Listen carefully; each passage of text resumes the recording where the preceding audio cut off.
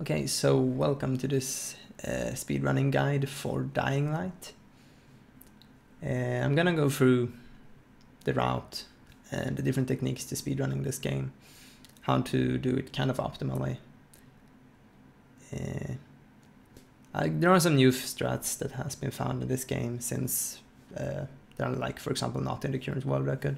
So that's kind of why I wanted to do this guide. Also, there's been people that's been interested in picking up this game. So I felt like doing a guide for this game could be fun.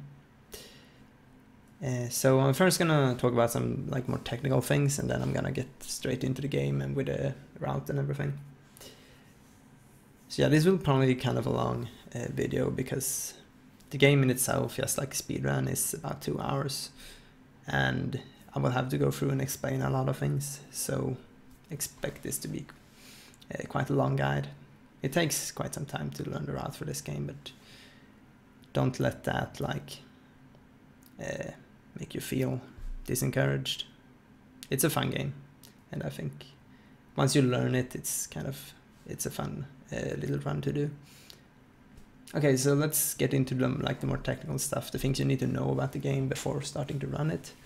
A question I get a lot is which patch I'm running on, because people think that different glitches has been patched out. Mostly the Duplication Glitch is what I get questions about. And this speedrun is done, this run that I'm gonna do and that I have always been running on the latest patch, which is 1.6.1, I think. Like, there is, all of this works on the latest version of the game. Basically the Steam version is what I'm using. So no need to downgrade to any older patch or anything. A thing that can be worth noticing is that this game can be kind of tricky to capture using things like OBS that I use to stream, or that you could use to record runs simply.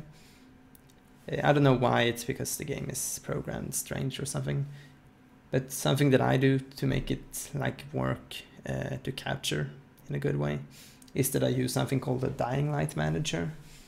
It's basically a separate piece of software that makes you launch the game using some custom settings. So using Dying Light Manager, I launched the game in something called borderless windowed mode, which is really nice. And then I can use the window capture feature in OBS to capture it.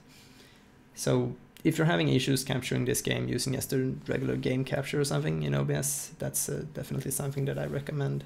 Also, I'm going to put a link to Dying Light Manager because it's good. It's a good piece of software anyhow, if you play this game a lot. So I'll put that in the description to this video. I wanted to talk a bit about options. First of all, graphic options. This is not a super well optimized game. Especially some of the lightning effects and things like that can be really heavy on your GPU. So you might want to turn down the graphics slightly. I run this with quite low settings just to keep that frame rate up there. Another option that you want to make sure you got turned off is this enable hints. That prevents like different hints from popping up in the game, interrupting you. And be like, it's simply slow. You don't want that. And then we got the keybinds. There's no real like super important keybinds, just go with whatever you feel like. I've got some pretty like personalized keybinds.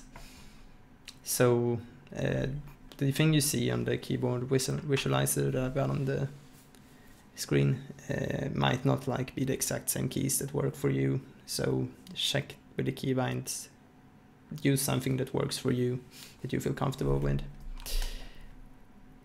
One that is important that you should probably note is, oh okay, here we go, keybinds, is this one, quest log, the L key. That's the default one, I think. That one will be used a lot later on, and I'll explain why later once we get into the game. Yes, another thing, you might notice that I've got like an FPS counter running in the corner. This is to show that I have got the game capped at 60 frames per second. In order for a run of this game to be legit, you need to have the game capped at 60 FPS. You cannot run it at something more than that, otherwise your run will not be accepted to like the official leaderboards. And well, this is simply to show that I'm not going over 60 at any point. I don't know how important it is, but I think like it's something people want to see if they verify or run. Yeah, so I'm gonna have some splits running while I go through the tutorial. It's both to show off the timing convention for this game, because this game is timed using in-game time. Basically means that things like loading screens are timed out, also some menus. While you're in some menus, the time is not running.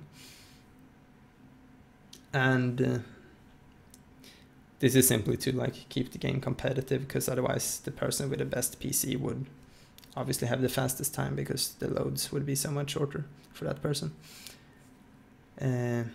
So yeah, I'll talk some more about in-game time after the run, because it's kind of a process to set up the way to track in-game time. But yeah, I'll go into that more later on. It's not really important for now. But also the splits are nice, because you can kind of see where we're at in the run, which quest we're doing currently, and so on. So let's get started then. I already got 4 save files, so I'm gonna delete this one. I'm gonna make a new game on the normal difficulty, because that's what we run on. I'm gonna hold space to skip this first cutscene. There are 2 different kinds of cutscene skips, or dialogue skips, and one is hold space and one is mash space.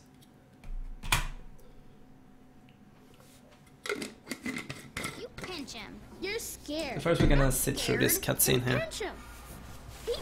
As you saw, timing starts after the first cutscene.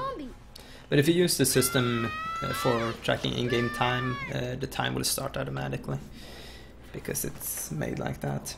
But yeah, as I said, I'm going to go more into that later on, after we've gone through the route and the run. So wake up, and we're just gonna walk out of this room.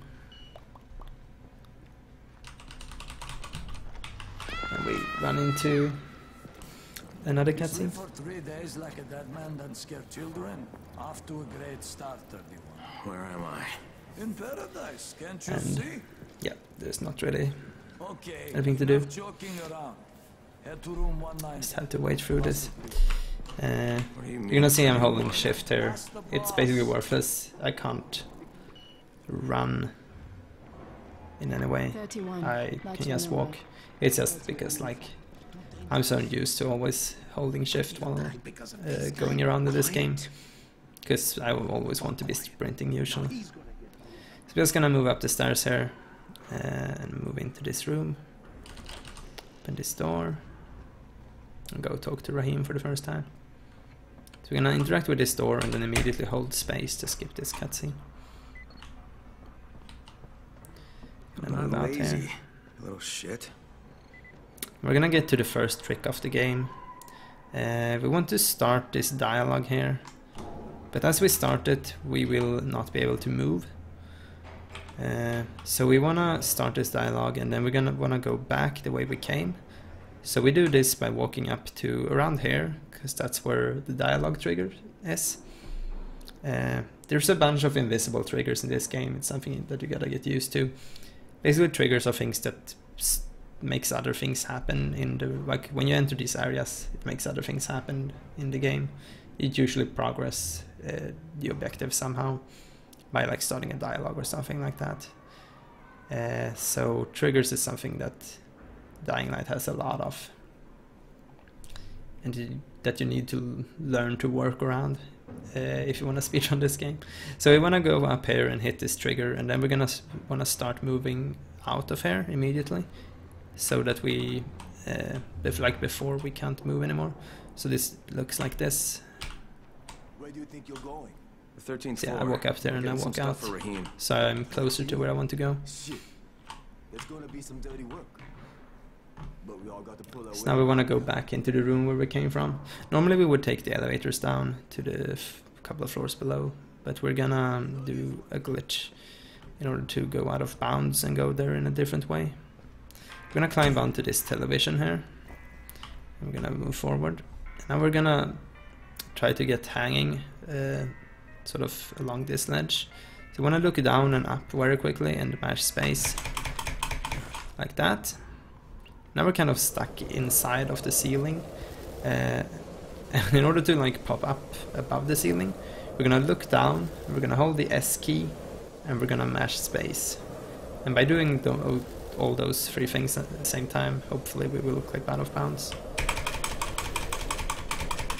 It usually works. Okay, that was kind of a messy clip, but it worked. So okay, so good. Now we're out of bounds. Now we're gonna move over here, and we're gonna drop down to this little part here, and we're gonna do something special. We're gonna run here along this ledge and jump off right here. And then we're gonna grab this ledge right here. And we do this by running here, hitting space to jump off, and then continuing to hold space. And then we look in this direction, and just as I pass by the ledge, I turn, so I grab it. It's kind of hard. It's kind of how the parkour system works. Like the ledge you're looking at, Crane is gonna grab. If you're not looking at it, he's not gonna grab it. So by looking in that direction, I prevent Crane from grabbing any other ledge, and then I just look at it as I pass by it. So yeah, it's not too tricky. So I run and I hold space, and then I grab it like that. So now I'm gonna drop down to this little area below, but I want to make sure to not fall too far backwards. So I just want to tap S and then start holding W to make sure I go kind of into the building again. So like that. Also all of like the things that I mentioned when it comes to keyboard inputs, you can see on the keyboard visualizer on the screen. So if you're wondering like which buttons did you really press. Okay, so now I'm standing here. I took a bit of damage, but it really doesn't matter because I survived. So I want to run over here, and I want to sort of run out of the building and run back in to drop down to a little, to like the ceiling below. So I run out and I run back in like this. The reason why we go through all of this is to avoid using the elevator to get down, because if you do that, you will trigger a cutscene as soon as you get down here. And that cutscene is long and boring, and we don't want to watch that. So we're gonna follow this corridor, and we're gonna sort of run to the side to clip through this wall here. Okay, like that. We're gonna open this door, and we're gonna kick this zombie once, because it dies immediately. And then we're gonna hit backspace to throw away the weapon that we have, because we don't want that pipe, it's bad. And we're gonna open this door. So this is kind of dialogue that you skip by mashing space. So yes, we're gonna mash space here. Raheem, this is Crane. I'm down here on 13. So, okay, I guess I should explain this. Dialogue starts here. A lot of things in this game is timed by dialogues. So you cannot progress before the dialogue is done. So basically I have to wait until the dialogue is over, and I want to use this time to do something useful. And this is something that's going to happen like a lot of times throughout the game, that I have to wait for dialogues to be over before I can do specific things. It's a different kind of triggers, really.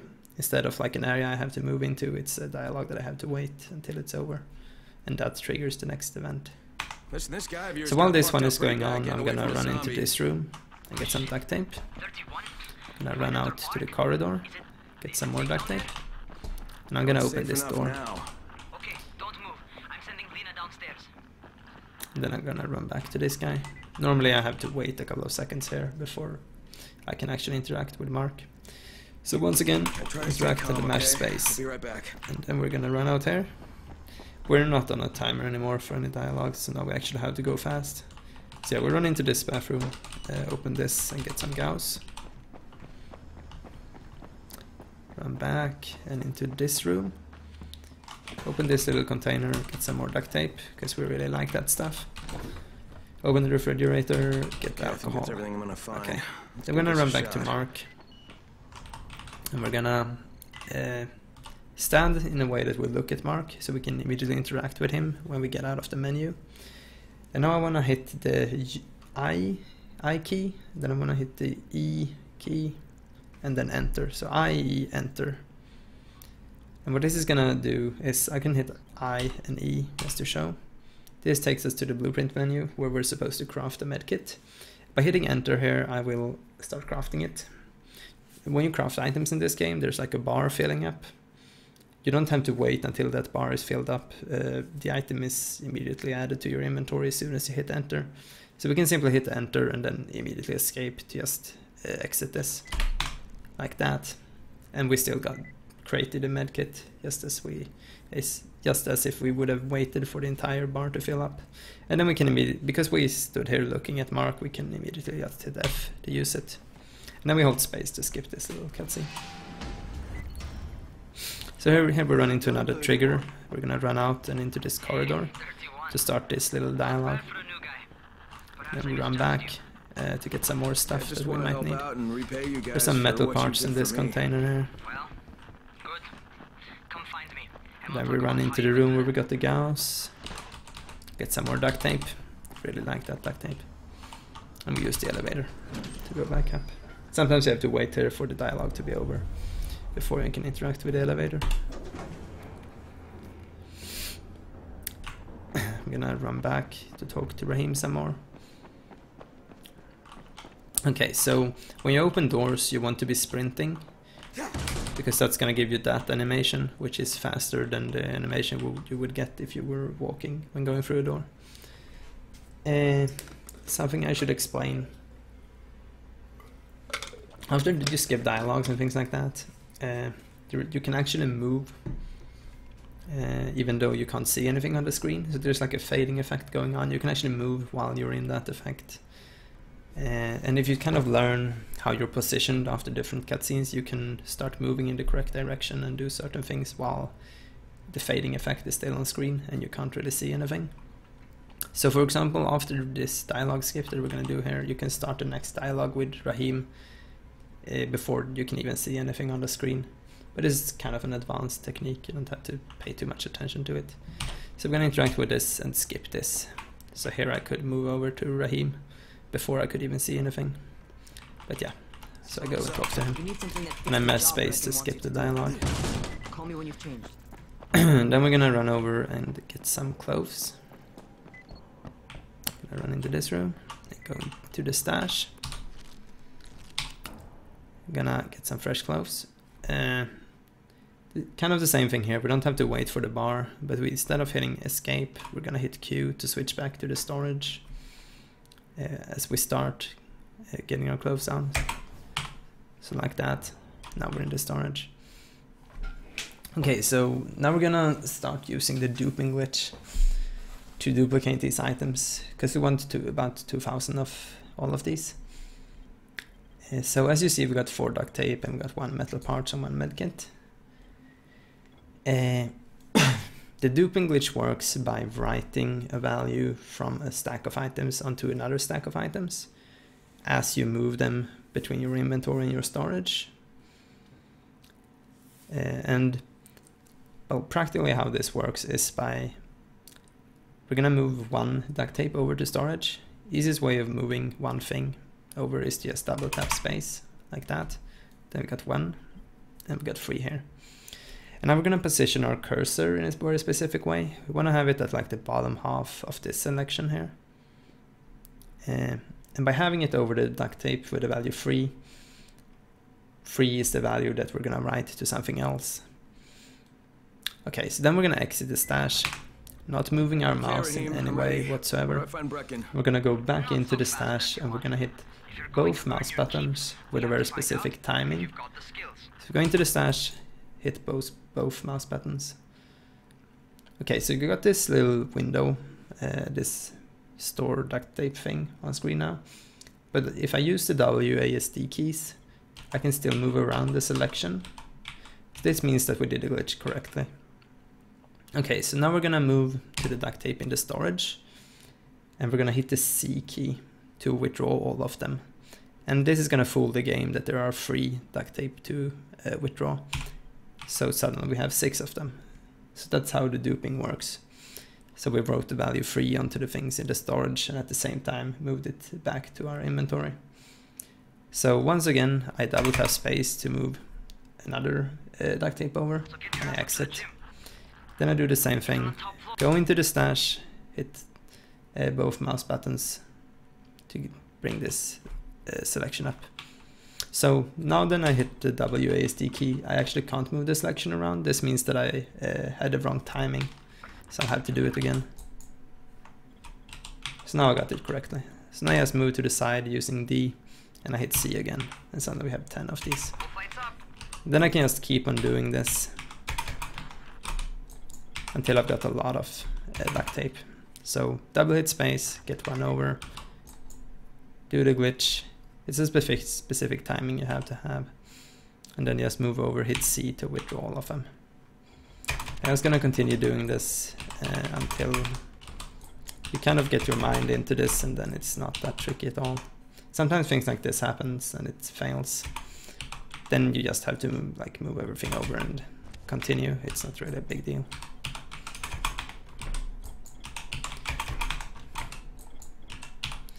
So now we have 2050 of these, which is a good number.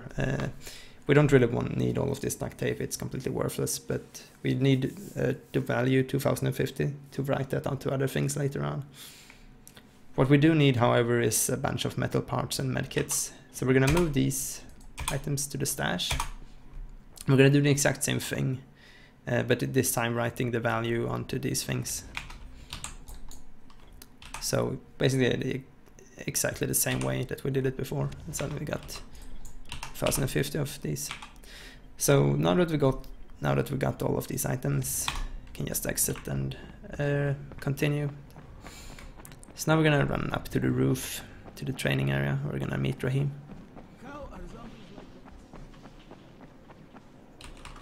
So as we interact with this door, a little bit of a cutscene starts. Raheem, I don't see you. Where are you?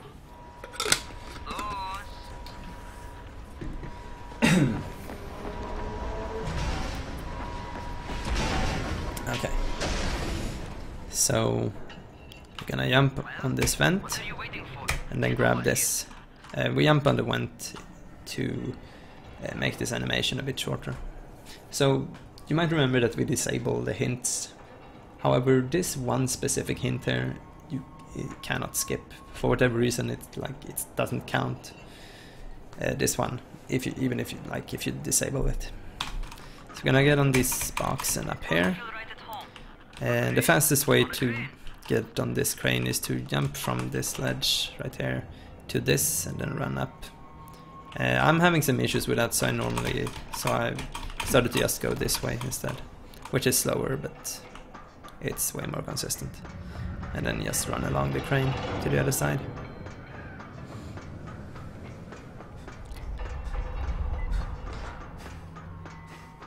So talk to Raheem and hold space to skip. And once again, here we can move while the screen is fading down if we know where we're supposed to go. It's just gonna drop down here. And as we land, we're gonna start mashing space to skip this dialogue. And then we're gonna follow Raheem and he will suddenly disappear out of nowhere. Crouch and move through this. Jump over that. Just move along the normal path. Move up here. So for this jump, make sure you've got maximum speed. Otherwise, ooh, that was close. Yeah, I wasn't at full speed here. Otherwise, you could fall down here, which is not nice. So okay, so as we move over here, we're gonna do a bit of a skip. We're gonna look up and we're gonna hold space to just get up here instead of having to go through all of this. And then we get on top of this and do the exact same thing. And it doesn't matter if you grab that thing, because you will usually clip through the ground like that. We're gonna get on top of these boxes. Oh, okay. And we're gonna grab this. We're gonna grab this ledge specifically. And we're gonna do a bit of a trick in order to skip a part of this entire section. So I'm gonna hit space and then I'm gonna start mashing space while moving to the side to land on this thing over here. And then as I move up here, I'm gonna start the dialogue, and it's very important that I move fast as that dialogue is going. But I'll get more into that. So the skip here is just mash space and try to move to the side to land on like a beam that goes here. So it's gonna be like this, like that, and then we're just gonna get back onto the crane. You've got some serious natural talent, man. I did that. You've done this before. You've done this before? Hardly. Okay, so I'm gonna run along this crane, and then I'm gonna jump down and take a ton of damage. Then I'm gonna start mashing the H key, like really, really badly. Okay, nice. So what this so what happens here is that I heal because I took a shit ton of damage, and this healing animation will override another animation that would normally happen, where Crane like stops and slows down and like looks at his arms for a second. So overriding that animation is really important. Okay, so I want to explain that more into detail now that I actually got it. So basically Crane is infected or something, and he normally just like slows down and stands still for a couple of seconds looking at his arms or something. And by doing this using a medkit animation, that animation will not play at all. If you fail this skip, there is quite a big chance that you're gonna soft lock the game and that Raheem will not show up at all. I don't know if there's a way to like make him show up if that happens. I would normally just reset my run and try to get the skip again. However, yeah, you could try to mess around with it. I know if you kill yourself and respawn, Raheem will show up again. So yeah, if you get the soft lock where Raheem doesn't show up over there, then it's probably because you failed that skip. Okay, so now we're just going back and we're gonna use the elevator to go down, and we're finally out of the tower. So yay! Hype!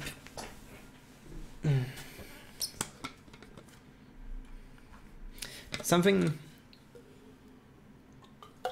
worth noticing here is that the timer is not ticking. It's because we're in a loading screen. As I said, we use in-game time. I tend to use split a lot while in loading screens because the splits become very accurate. I don't have to go using visual cues or anything. Like I cannot mistime a split if the timer is not ticking. That's how easy it is. So I usually split here while going down in the elevator.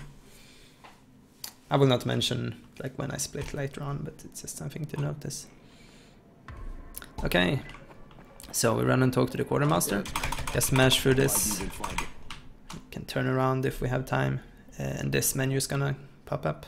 Grab the plane pipe by hitting space and then just exit. We don't need any of the other stuff. Run out, start this little cutscene here. Okay, new guy, be careful out there. We've lost too many already.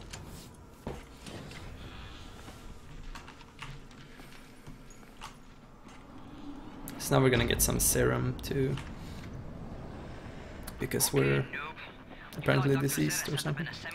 So we run this way, run down here and land on this little fence thing. Bounce on this car and grab this pole, and then jump onto the roof. Just run down here, vault up here, knock on this door, knock again, and skip the cutscene. You can move forward here while the screen is fading, because you want to get to this pipe anyhow. Okay, so jump on this and climb a little bit upwards, so you don't get a really slow animation while getting over here. Okay, like that, and then land. We'll run down here. There's normally 2 or 3 herbs here. We need 2 of them. If there's less than 2, if there's like only 1, we would have to duplicate them later on. It's normally something that, I think I've had it once, that there is only 1 herb, so it's not something you need to bother or like to think about. Then we turn and run this direction and we grab 1 toxic lichen. We're gonna duplicate that one later on, so that's why I only grab 1. We need like a shit ton of those. Jump here and open this box here and grab a care package. As soon as Crane has grabbed that, and you see that he's like put it away, you can hit escape. I'm gonna hit quit. Well, basically I'm gonna quit the game to menu. So this is something called, I'm gonna call it save warping, because it's kind of how it is. The game is saved, and then we quit and continue in order to spawn at a different location. So when I hit continue now, I'm gonna spawn back at Sarah's truck again. So this skips the entire time that I would have to waste to run back there. Later on we're gonna use this together with selecting quests to move around town quicker, but I'll get to that. So you see that I showed up over here now. Okay, now we're gonna go and talk to Spike. Also, if you wonder why we got that care package, that is gonna come into play later, and it's gonna be really important. Just know that. So we go and talk to Spike here. We'll grab some firecrackers. And then we wait for this guy to move. We have to wait for that guy to move. He's just standing in our way because he's annoying. So we run out here. While sprinting around outside in the beginning here, before we get something called sprint boosters, you can, I guess I can showcase this. Sometimes you will see that like Crane is not moving his arm around anymore, and he's starting to move like slower. That's because his stamina is running out, if that will ever happen. Yeah, here we go, you can hear him as well. Like now, if you kick when that happens, all of his stamina is regained. You can run at max speed again. So that's important to note. Yeah, so we run to this car and interact with it. And then we just keep on going. These zombies are no big threat, you don't have to care about them really. Just follow like the route I use. Go to the side of this one. Around here somewhere, Crane starts, yeah, he runs out of stamina, so we have to kick once. Alright, I'm on it. So move up here, and we hit space a couple of times to, okay, that's kind of slow. Okay, Jade, well, to get in here anyhow. Now we're gonna take out these zombies. I don't really have a lot of tips for how to do this. Aim for the head. General zombie survival tips. Wow. There we go. So when they are dead, we can open the door. We're just gonna kill. Oh man, I think it's too late for this guy as well. Wow. You normally kill him like 2 hits, but whatever. Fuck. Hit backspace to throw away this weapon because we don't want it. It's just gonna be annoying in our inventory. And this is a place where we need to wait for this dialogue to be over before we can interact with the lights. So, but before I do that, and oh well, yeah, I'm gonna do this. As soon as you interacted with the lights, you want to run over to the stash, because we're gonna do some more duping right here. Okay, so if we fail any duping here, we're gonna lose a bit of time, and you will see why. So it's important that you get all of this duping instantly. The things that we want to dupe is firecrackers, toxic lichen, and this relief package. I'm just gonna call it that. And we want to make about 2050 of them. It's not important that it's like exactly that much, but it's just the top item in the inventory. So we're just gonna do the exact same thing here. We're gonna exit and we're gonna enter, hit both mouse buttons, move to the side, hit C. Yeah, to get all the firecrackers. Like that, now we have 2000 of them. And then we can use the firecrackers to dupe, it doesn't really matter. So we're gonna do this 3 times here. And as you see, oops, I messed up, did I? Oh, okay, interesting. Ah, shit. So as Crane picks up that walkie-talkie, you cannot interact with the stash. So for that, if you do all the dupes like the first try, you can start walking out as he pulls up the walkie-talkie. Otherwise you'll have to wait until he's done with that, until you can perform the dupe again. Okay, so this looks correctly. The only thing we got 2 of is the herb, and we don't need anything more than 2. Okay, so when we're done duping, we can just run out. And we're gonna run to this corner, and grab this pipe and jump over. So we're gonna run all the way back to the tower, and I'll explain why when we get there. Wow. There we go. So yeah, as earlier, kick to restore stamina when Crane is not running as fast as he normally is.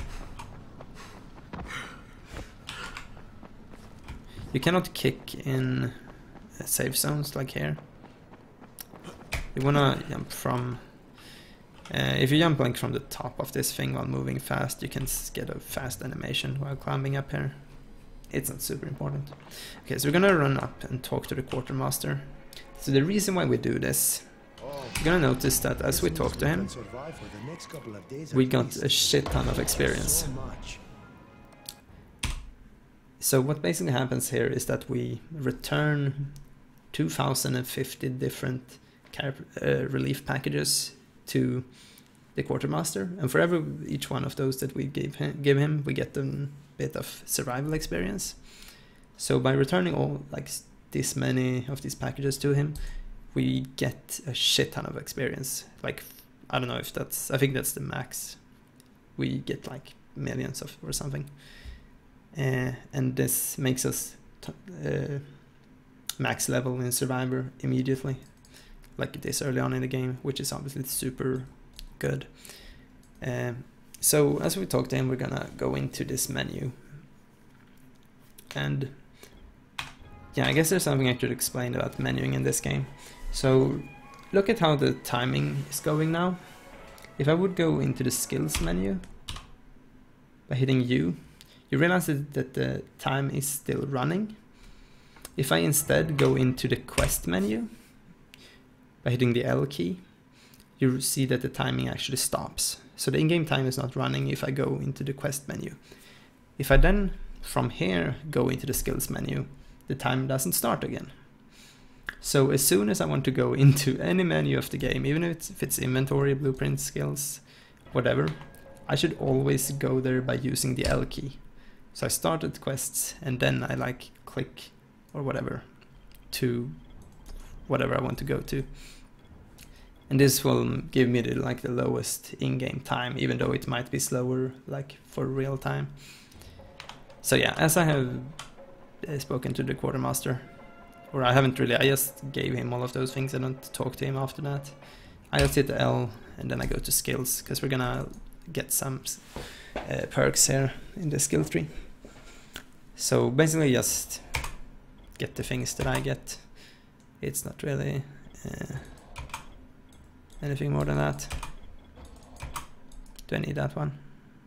Yeah, I didn't remember. We get that one. This is the important thing. By getting this one, we get the grappling hook, which is a really good and important item that we need throughout the run. And then we get this one as well. So these are the skills that you want throughout the game. Go into blueprints, and we're gonna craft one speed booster. This is why we needed the herbs and the toxic lichen. So we're gonna craft one. And the same thing here, we don't have to wait through the for the bar to fill up. We can just hit escape immediately. So I start crafting this, and then I hit escape twice, because we're actually gonna do another save warp. So we're just gonna quit the game and continue. This is gonna put us back at the safe house that we just saved. Or that we just cleared out from zombies, I guess.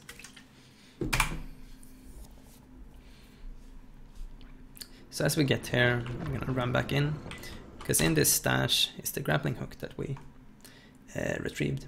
But we're also gonna dupe these speed boosters. So exact same way as earlier. Just move into the stash and then move over, and we have 2050 of them. And also grabbing the grappling hook, and then we're out. So now we're gonna go into our inventory. As always, do not hit the I key to go into inventory. Hit L, go through the quest things. I'm not gonna mention this anymore, like I'm always doing this. Then just click on inventory. So we're gonna sort our equipment here. We're gonna use a shit ton of equipment throughout the run, so it's important that you can switch through these in an easy way. I've got it on the forward and back buttons, like the thumb buttons on my mouse, because that works good for me. You could have them on anything. I wouldn't recommend having it on mouse wheel because it's very important that you can switch like precisely 1 or 2 steps between these. So we're gonna move grappling hook to the top one here. Or like you can actually put this, it's important that you have grappling hook at the top, but then it really doesn't matter. I'm just gonna move this the way I normally have it, which is like this. The reason why grappling hook should be the top one is because that's gonna be like the default one. So as soon as we leave this safe zone, this is gonna be the first thing that is activated. But yeah, you can have it whichever order you want. You could just use this if you feel it works for you. You usually want to have grappling hook and speed booster pretty close because those are the things that you're gonna use a lot throughout the run. So anyhow, once you're done with that, grab this pole, get onto this piece of fence here, and as you see, because we got the grappling hook at the top, it's now equipped. Just give me a second. So we're gonna grapple at this ledge right here. And this is gonna start a geo-recall. Crane here. Report. Okay, I met this doctor, scientist type. They've got him set up in a sort of research trailer, and he's working on a cure for the virus. There's a number of geo-recalls throughout the game. Some of them we can actually skip by using different techniques. But this one, and most of them, we just have to sit through. It's not really a big deal. Something worth mentioning here.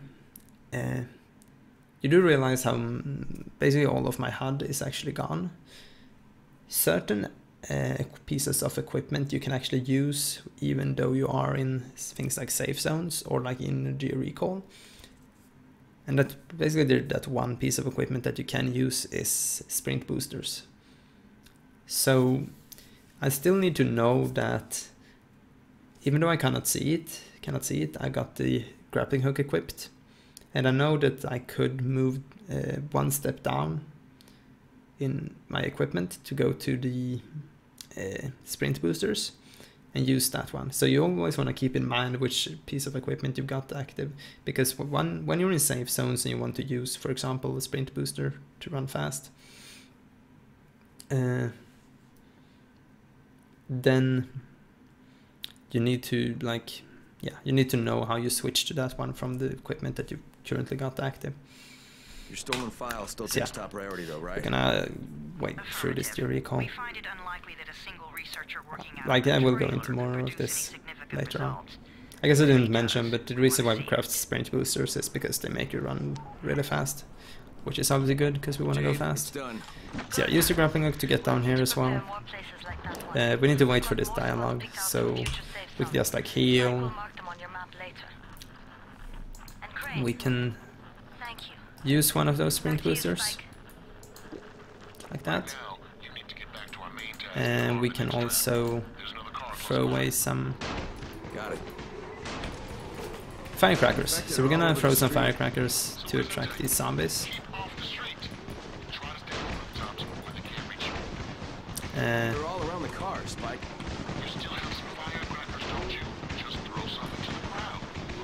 And then as soon as we can, basically, yeah, I don't have to wait for this long, but I have to wait for a while until the first part of dialogue is done before I can interact with this car.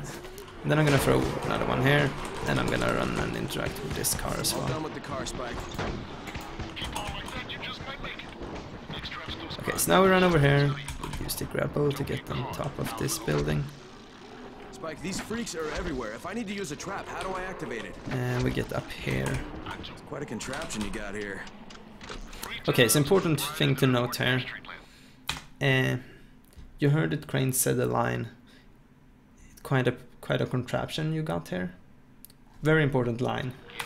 If you leave this area without Crane saying that line, you kind of soft lock the game. I think kind of, because you start skipping triggers that progress the objective and so on. So wait here and wait until you hear Crane say that exact line. It's quite a contraption you got here. And then you can continue grappling. Very important. Okay, so we're just gonna move on to this building. We're gonna grapple here. So as you see, the grappling hook is really good to get around quickly. Grapple down here, up on this thing, and activate this one as well. Lights are all set.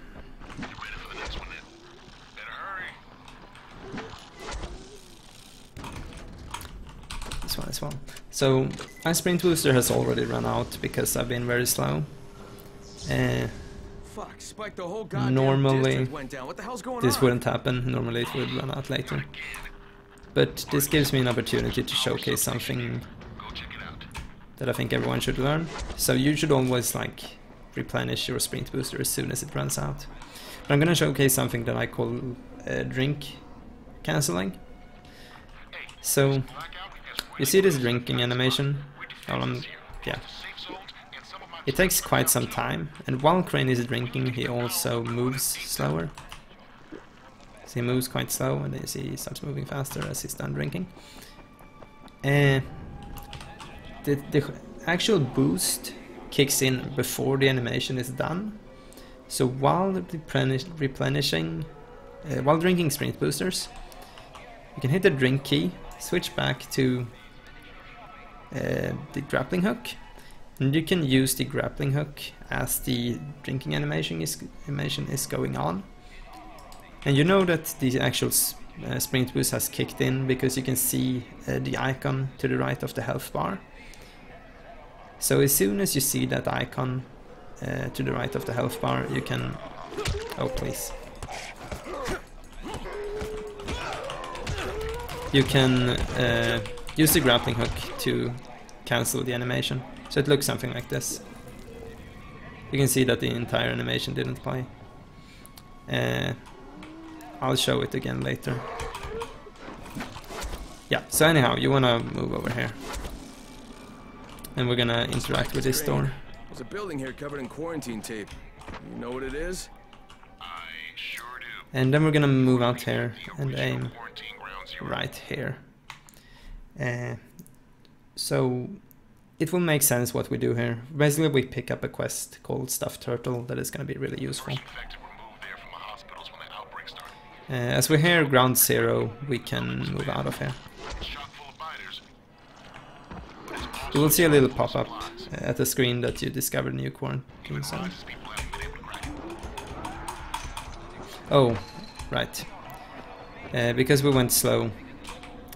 Normally you would get this little pop-up here, you found a new quarantine zone.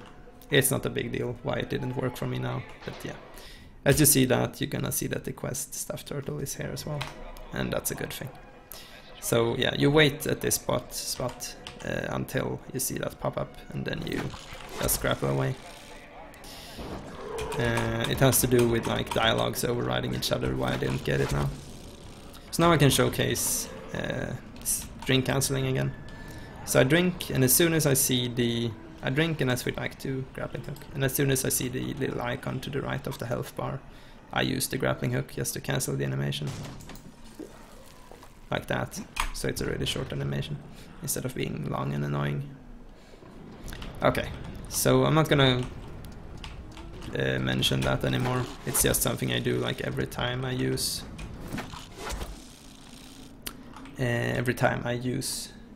sprint boosters.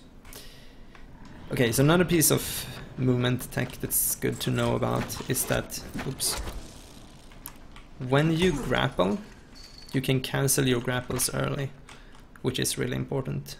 And you do that by hitting the crouch key, which I have bound to control, but I don't know what is default. But by hitting crouch in the middle of a grapple, you cancel it, so I could just like that. I won't go all the way, I will just go like a little bit. It can be really useful. So, okay, so I'll grapple here, and then I run up to this. Interact with it. What is this?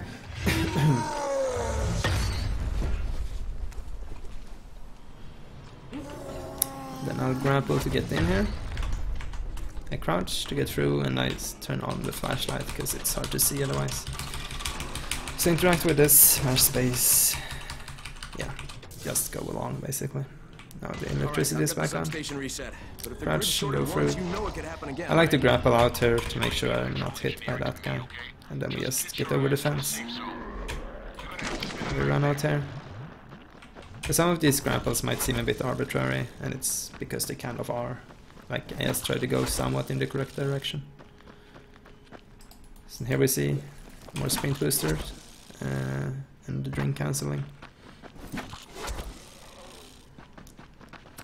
Then we're gonna run here. Soon you will learn. After a while you'll start noticing when crane is going slow and you'll be like, oh shit, I need to refill the sprint booster. So like just constantly have that running, like never run around without sprint booster active. Okay, so right here we're gonna grapple close to this door. And while we're in the air, we're gonna switch. We're going into quest section and we're gonna switch active quest to Stuffed Turtle, which was the one we picked up earlier. And then as soon as we get, we see the pop-up here, you found a new quarantine zone, we can quit the game, back to menu. So this is another kind of save warping. The thing with this, when we switched the active quest to Stuffed Turtle, was that different quests put you at different like spawning locations. So the quest Stuffed Turtle put you just outside of the quarantine zone Stuffed Turtle, obviously. And this is quite close to where we want to go. And this is also why we picked up the other quarantine zone, Sunny Apartments. Because if we then activate that quest and we quit and continue, we're gonna be spawn just outside of that quarantine zone, which is close to somewhere where we need to go later. So, Stuffed Turtle. And this will, by having that active and quit and continuing, it's gonna put us right here, which is close where we need to go. It's gonna run out here and grapple this street lamp. And we're just gonna go along here. This is a great example of a place where it's good to be able to cancel grapples early.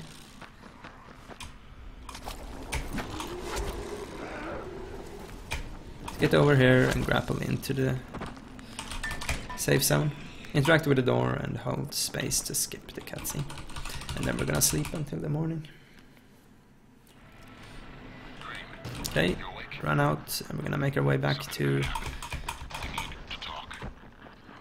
Okay, give me a sec. What's the name of the guy? Oh, the guy. So yeah, I'm not mentioning too much what I'm doing here, just like follow along with the grapples. If you want to, or like try to find some way that works good for you. It's not really that important. Like there are different ways to do this. Okay, so we run back and we talk some more with this guy. Spike is the name. Okay, so here's a bit of a little small optimization. Get on top of this fence and then run like up here before jumping up, because that doesn't give an animation. And then we grapple the edge of this to get on top of this little roof. And this is a really short geo-recall, so it's not a Crane here. Report. I'm about to have a meeting with the tower's leader. Acknowledged. Confirm his identity and contact us immediately. Okay, jump off and grapple here. So here you see that I've run out of sprint boosters, which means that I have to refill. But I've got the grappling hook active. But let's say I go in here. Now I cannot see which item, which piece of equipment I've got active anymore. But I still need to refill sprint boosters. As you can see, I cannot use the grappling hook in here. Doesn't work. But I know that if I move down one step and then I use the equipment, I am gonna use the sprint booster. And I can even use the same technique to drink cancel, even though like I cannot use the grappling hook in here. So that way I can replenish my sprint booster while I'm in safe areas, and also while I'm in certain dialogues, in geo-recalls for example. Okay, so run up here, get up here, and just take the elevator up.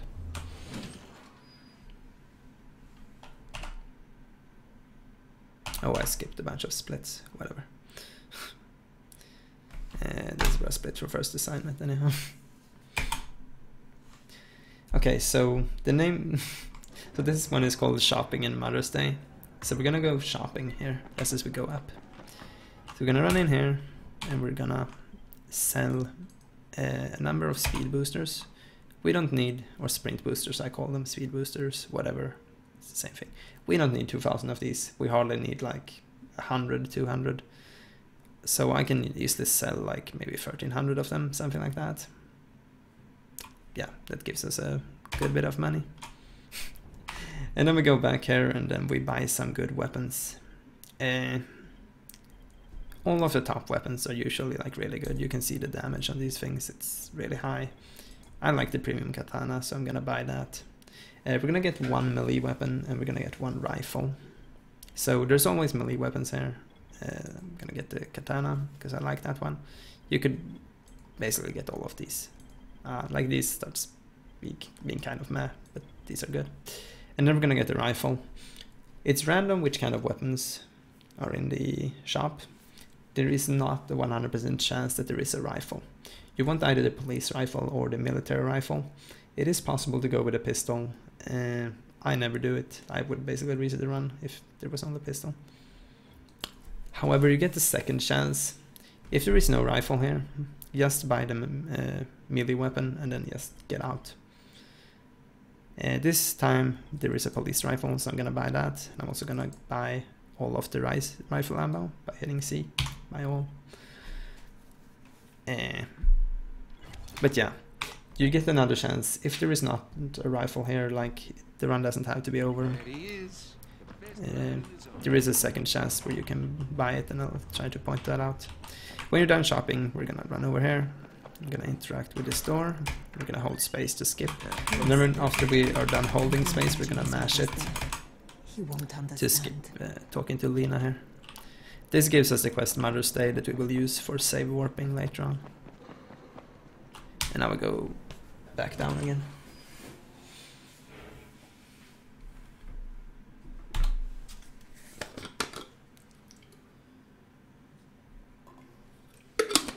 In a worst case scenario, there is also a shop on the bottom floor of the tower. So you could technically go to that one and see if they have a rifle.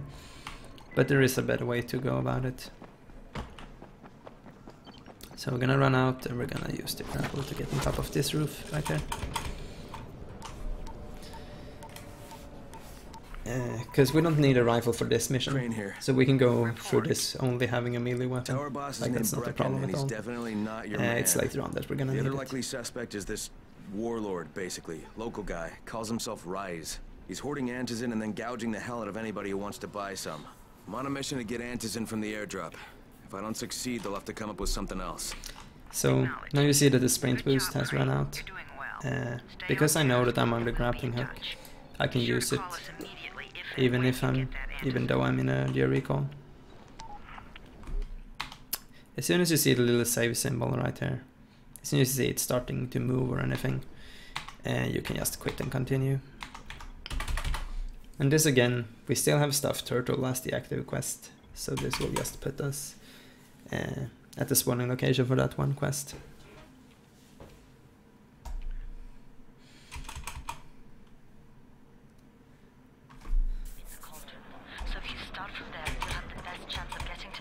Okay, so we go through here, Jade, grapple that thing, and we move over to these roofs. It looks intact. I'll check out what's inside. Interact with the crate, hold space to skip the cutscene.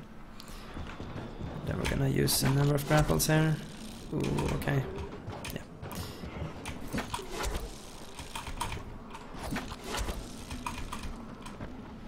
Move up here.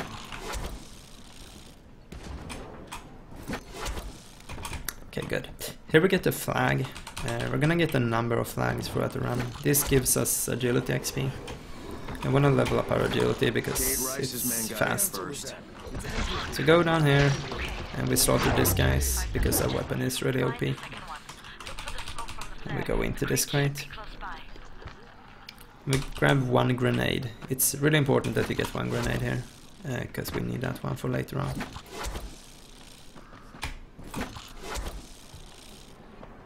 Move up here. Just grapple our way up here basically. I guess it's important, if you don't know how the grappling hook works, you have a specific amount of grapple, and if that runs out, like this, Jane, I'm almost there. I can do this. You see how it's red right now? And that means that you cannot use it at all. You have to wait for the entire thing to recharge before you can continue using it. Okay, so we're gonna go to this roof and we're gonna grab another flag. I got kind of a special strat here. You can use grapple all the way down. But what I like doing is to grab this flag and then fall off to the left and try to grab this line that goes here. So I grab the flag and then I fall off to the left and then I spam space in order to grab this thing while I'm falling. I jump off, grab this car right here, and then I just grapple my way down here. Kill these 3 zombies and open this thing. And I hold space to skip that. Okay, so I go past these nightmares. And I go all the way out here, and I just like grapple my way back to the tower. So flashlight is something that I basically always use in this game. It's really important because it's really hard to see anything if you don't have it active.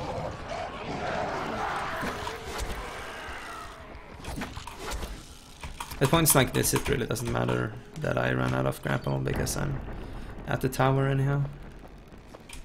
I'm just gonna get back here. Use the elevator to go back up.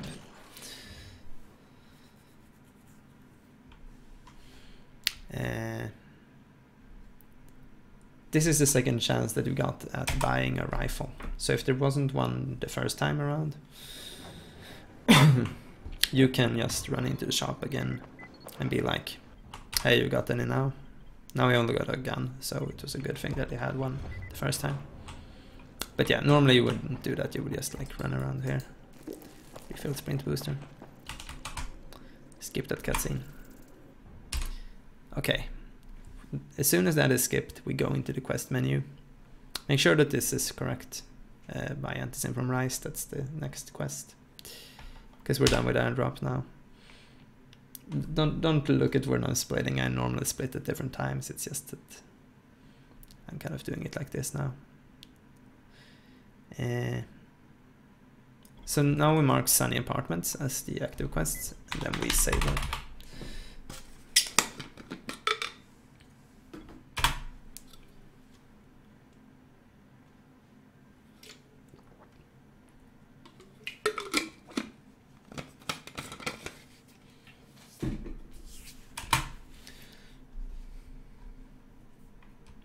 Yeah, I copy. Something wrong? Okay, turn on flashlights because otherwise you can't see shit. Okay, we run over here. And I know you're doing it to redeem yourself. Because Amir died saving We your grab life. all these I'm things doing it in because if we specific, don't get Antizin from Rise, in people specific will start to places. die. You know, I met Amir right after the outbreak. I didn't know Don't shoot! Don't shoot! So we go all the way over here. I'm here to see Rise. So now we're gonna do a Like you little said. clip. We're gonna grab this really close to the wall. I'm gonna look to the side, kind of in the middle of this light circle. We're gonna just jump and try to force ourselves through the wall. So usually we land on this thing, We'll talk when I get back with the Antizin, okay? Okay. and then we jump through that wall to Just get come out back in here. one piece, alright? So this is also interesting because we need to wait for this dialogue. Usually you do this faster, so you need to wait for this dialogue to be done. I don't know exactly the timing, but if you wait at exactly this spot, you need to be standing right here. Because there's a trigger that spawns here when the dialogue starts to come to an end. If you wait at this spot until you see this guy that's standing here, that he's starting to move to the side, then you know you're safe to run over and interact with the door. So yeah, do the clip move and everything, and then stand here and wait until the guy starts moving to the side. Then you can run in here and interact with the door. Then we're gonna go into Rice Garrison.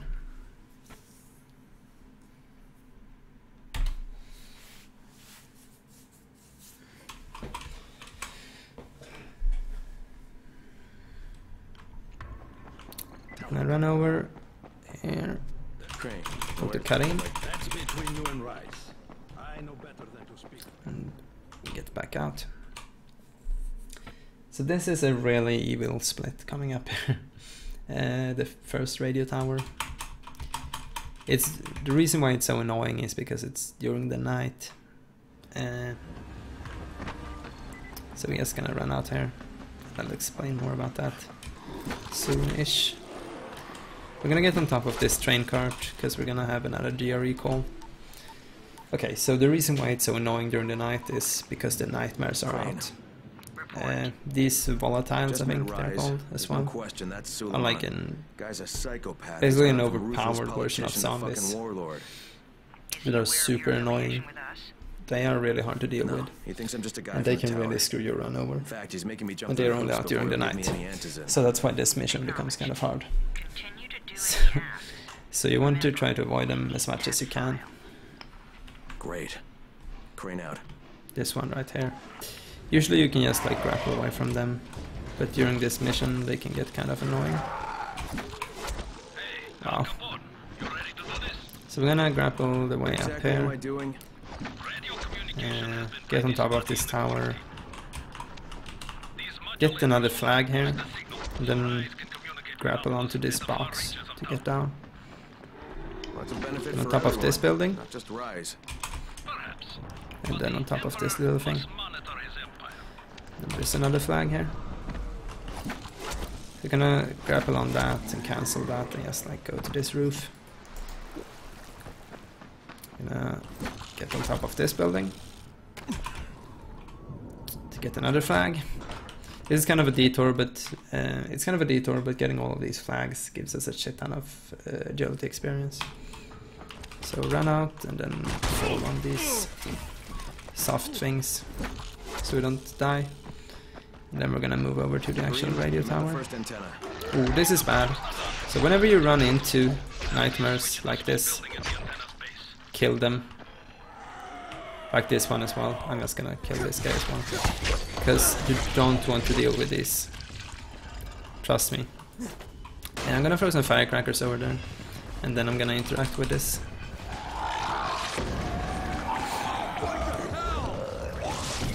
If you're really lucky, there won't be any nightmares here. But there is quite a big chance that there will be some of them. And if you're like, there's a bunch of them around me right now, but luckily they haven't spotted me yet. So hopefully we can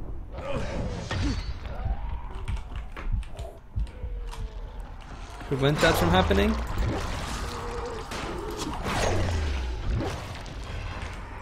Okay. Yeah. This is why this mission is really hard. So yeah, as you see, like a lot of shit can happen. There's a shit ton of zombies here, there's nightmares, there's other kinds of zombies, there's fire. You can easily die here. And if you die here, you respawn back at Rice Garrison, so you have to go all the way back. Which is like a huge time loss. So that's important to know, and that's why I prefer, like, if you get spotted by nightmares, just kill them. Because they will kill you, and you will lose a shit ton of time. So once we're done with that, we get up on to this tower, and then we aim very specific and grapple this edge right here.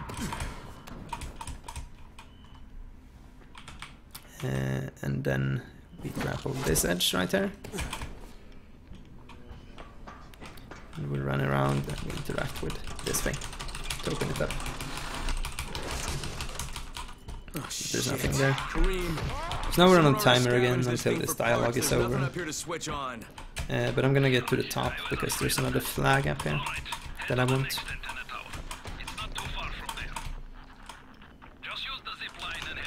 So get that one. So as soon as the dialogue is over, we see that the objective has updated to check the second antenna. And we're gonna activate Stuffed Turtle, and then we're gonna save warp again.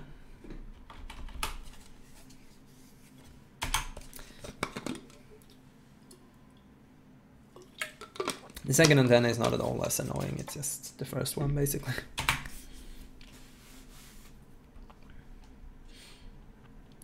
Okay, as soon as we spawn here, go into the menu, always go through the quest menu, hit the L key, because that pauses the timer.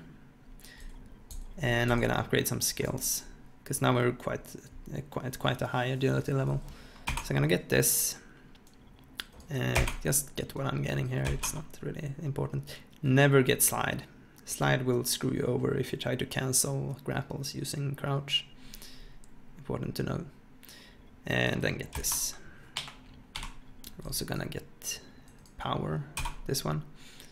We're normally not supposed to be able to get 2 skill points, it's only because I was fighting those nightmares that I've actually got some extra experience. So I'm just gonna, normally you would only get this one. Because the timer is paused, you could do that, it's not really important. And then we're gonna run this one.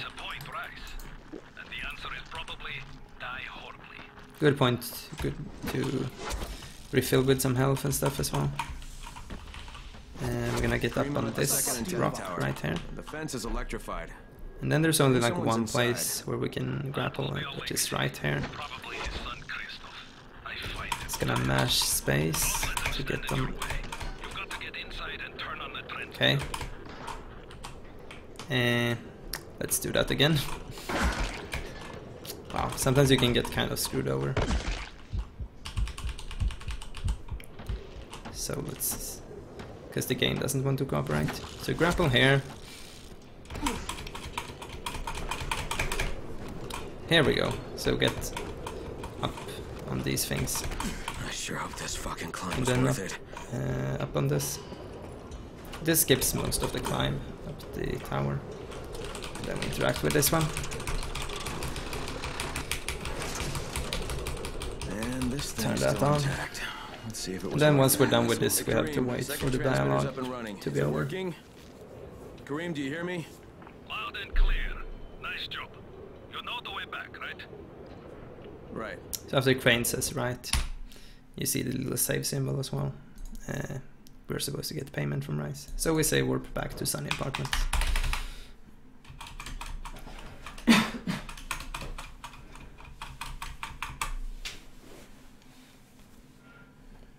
Oh shit, I'm done with the second radio tower as well.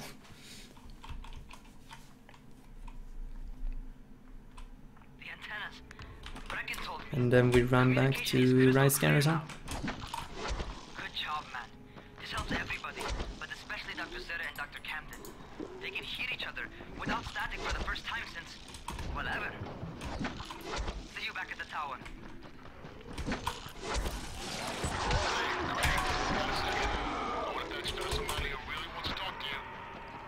So as you can see, if we move a bit faster because we got some more agility skill point.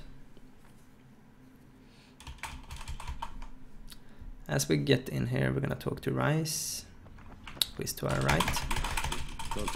Mash space to skip. Then go back to Kareem. But bear in mind, not everyone you talk to today. And we're out again.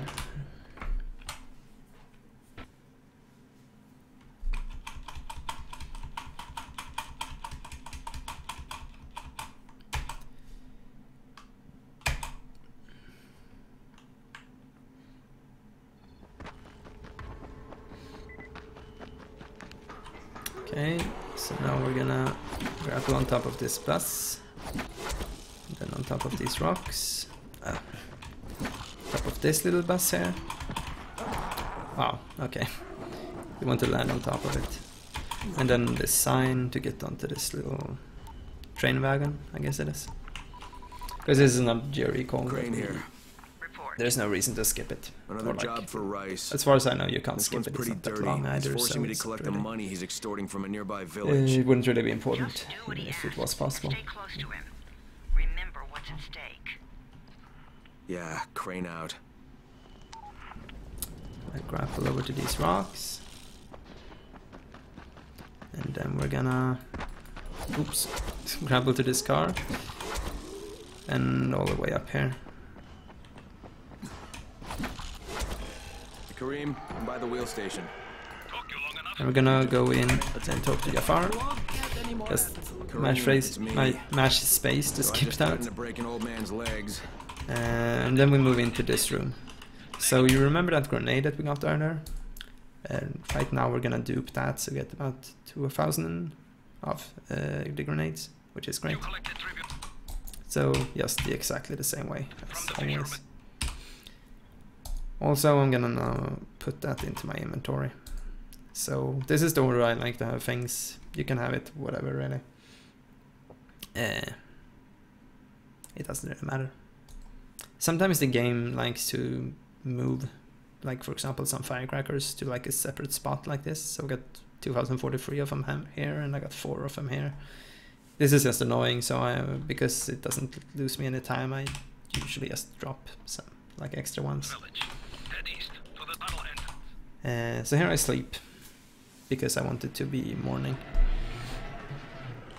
for this next part, because it will be like it's hard enough making the first missions here during the night, doing the first missions during the night. So yeah, I sleep to turn it to morning for the next part of the Packed with Rice quest. As soon as the dialogue is over and this has updated to meet the courier and stuff, I can say warp to stuffed turtle, not stuffed apartment. There's nothing like that.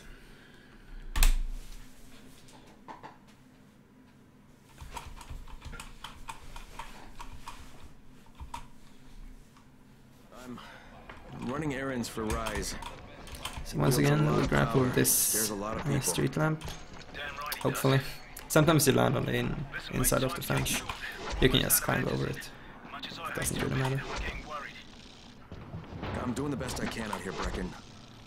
We're gonna use the same route as earlier, up until this point. I'm infected too, remember? Believe me, I'm motivated. Alright. Here's hoping you can make it We're gonna go into this tunnel. Go through this door right here. Just one more grapple. And interact with this to start a little cutscene.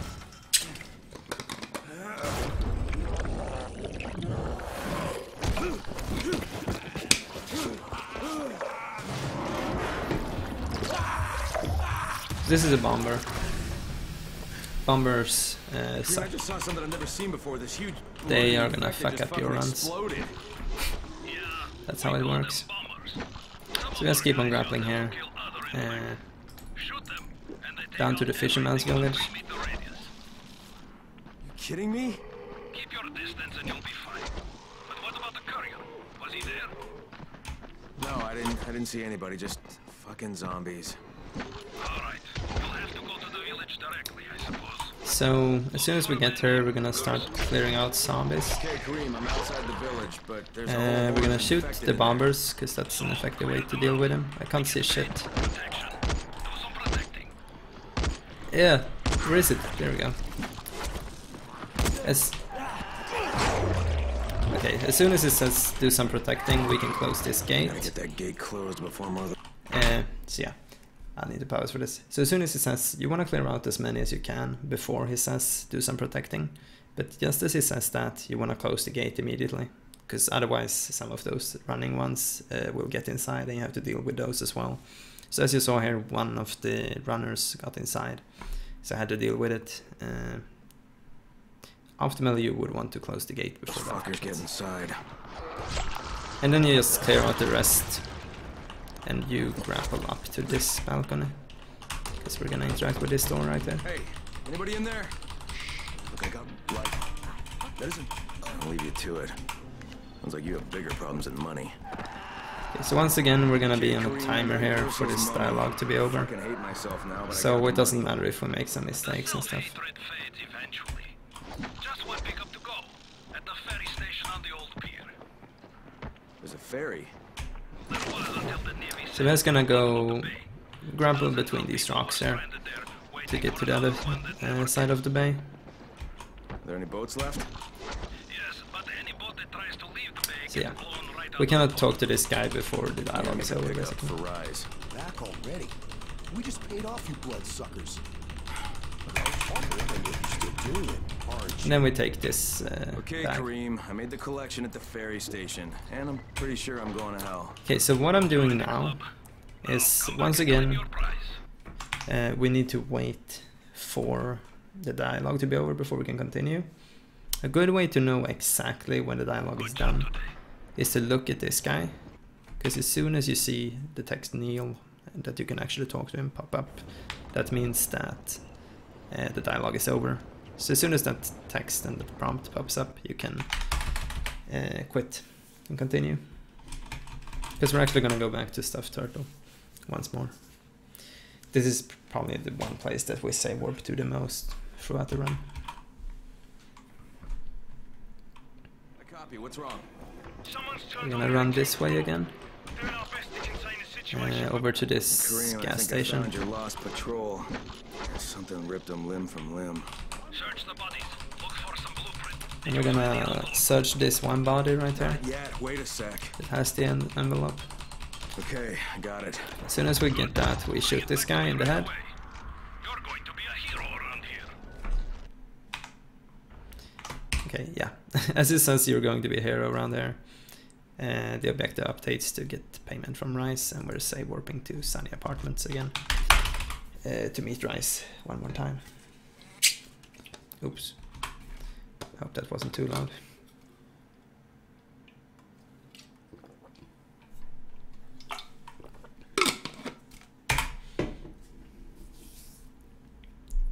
The most popular person in town, huh?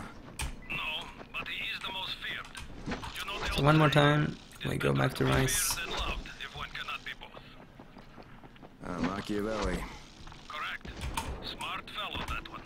Oops. Okay, that works.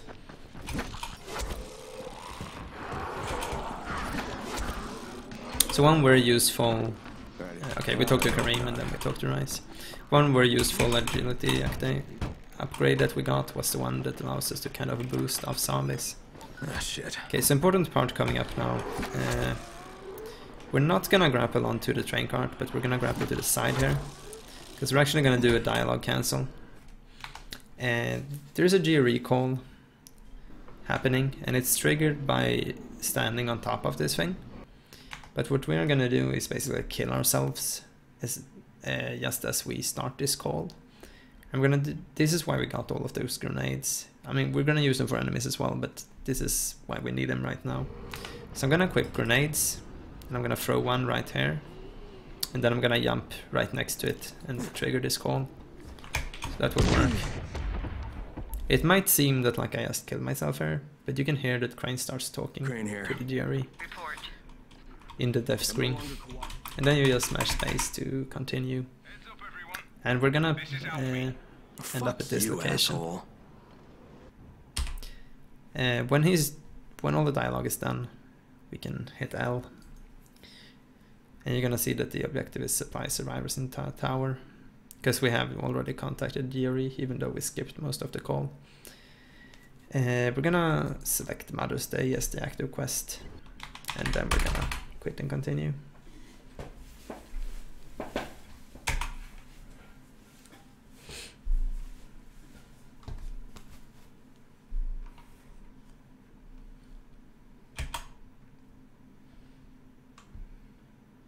This will put us back at the tower.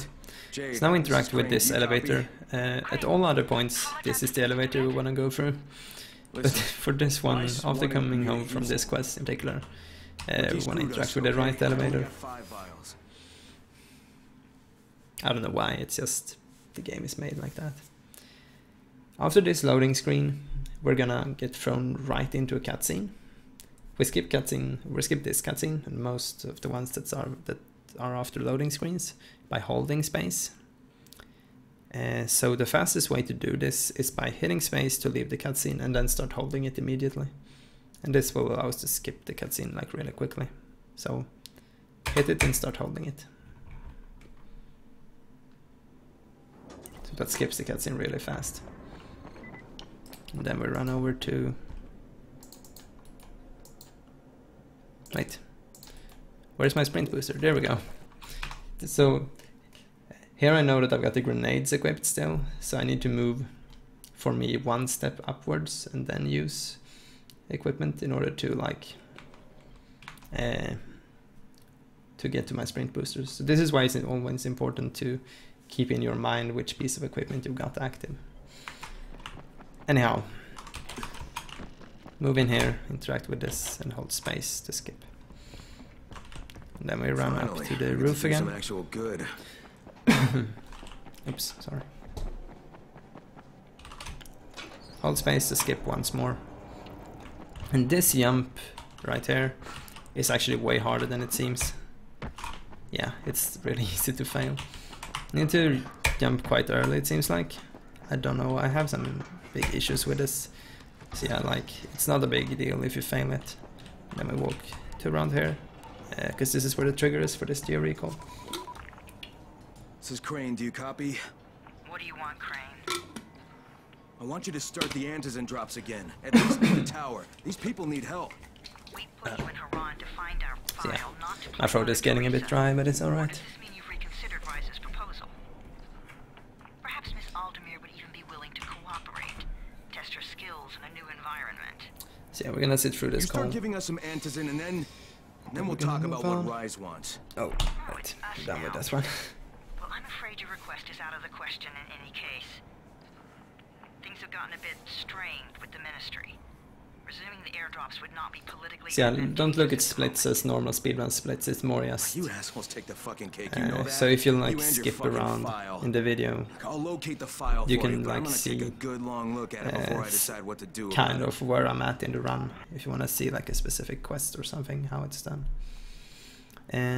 Okay, so I'm gonna jump and land on this before jumping down here.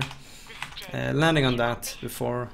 Loud and clear, what can I do for you? makes me not get an animation while landing on the bags. I don't know how much Okay, time we so have. we want to interrupt this animation, or this dialogue. Your help. Rise has turned And we do that by running over here and talking to this guy. Bring me a gun. So starting another dialogue while one is going on. Sometimes they overlap. In the case of this, it basically cancels the first one. So we immediately get the first objective for siblings. And now we just warp to Gassed Up. The key. The nice thing about talking to that guy is that it also gives us the quest called Gunslinger, which we will use later on.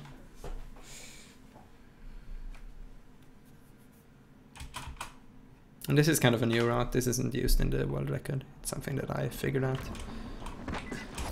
It saves a little bit of time.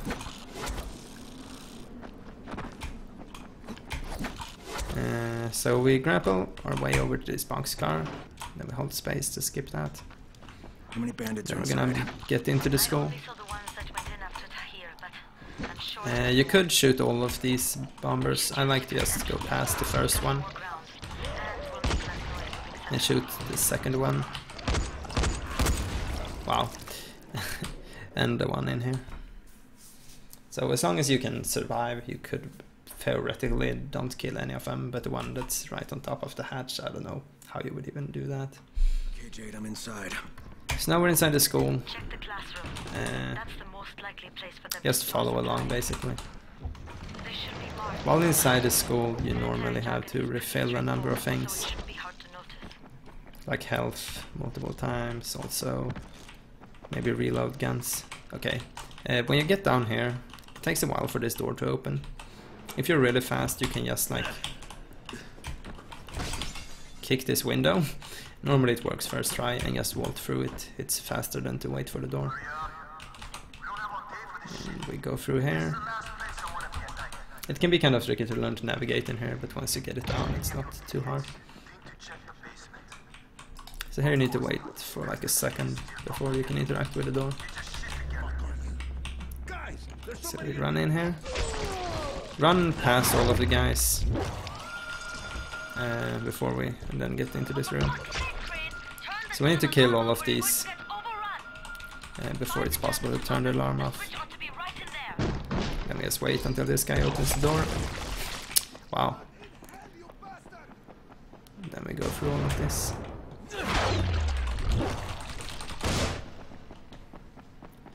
Go to the top floor.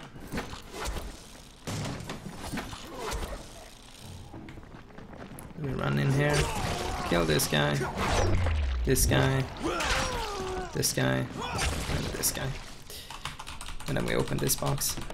So here we really see how great it is that we got such an overpowered weapon.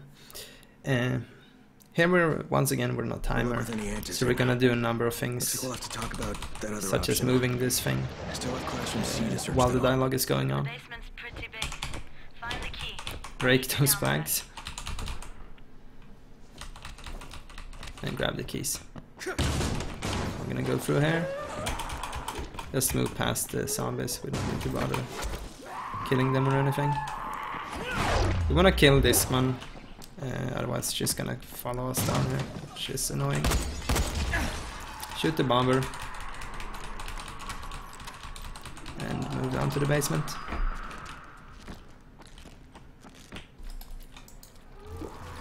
Okay, so we need to kill this zombie and then this bomber. Otherwise we can't interact with this door. Skip that cutscene. Run out here, kill 3 of Rice Men, and then run all the way back and interact with this door again. So yeah, a lot of things happening, but I think you can kind of keep up with what's going on because it's nothing really strange. Yes. My throat is getting kind of dry, I'm sorry. So, another loading screen which has a cutscene right after it, so once again hit space and then start holding it immediately. And we'll skip that cutscene. Okay, good. Now we're gonna, you see the update, the objective is updated. That's a good way, like if you think that, oh, have I skipped some trigger, am I actually doing the right thing? You can just go in here, look at the objective, because the timer is paused anyhow when you're in the quest menu, so you could just go in here like whenever you feel like and check that the objective has updated correctly. We're gonna save warp to Mother's Day.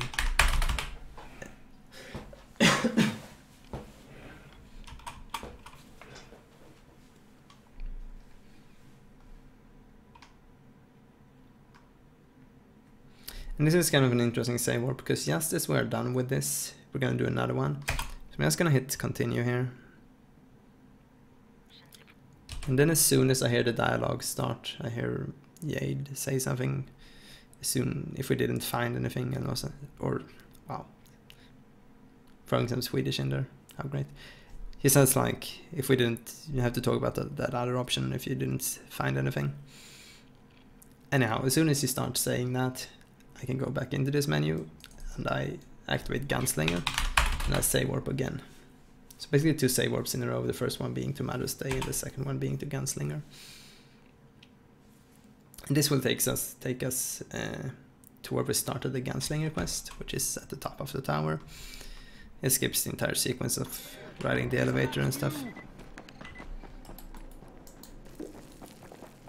We're gonna run to the top floor, talk to Raheem.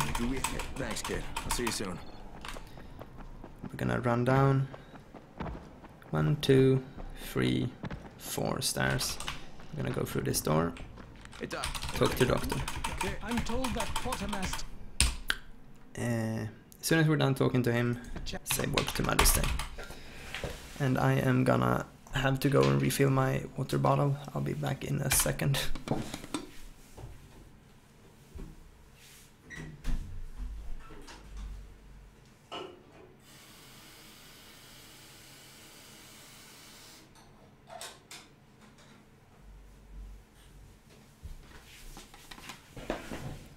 Okay, there we go.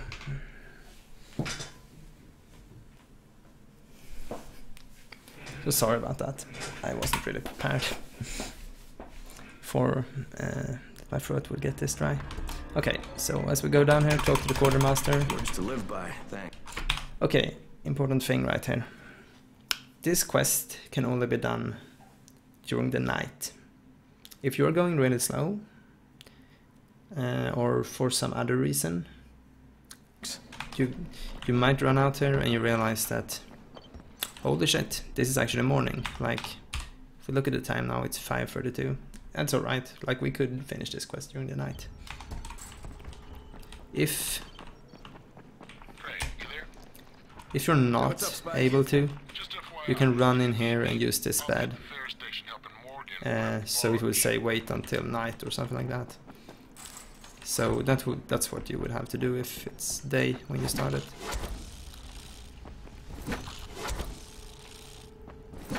I don't know if we can do this. Yeah, the night ended there.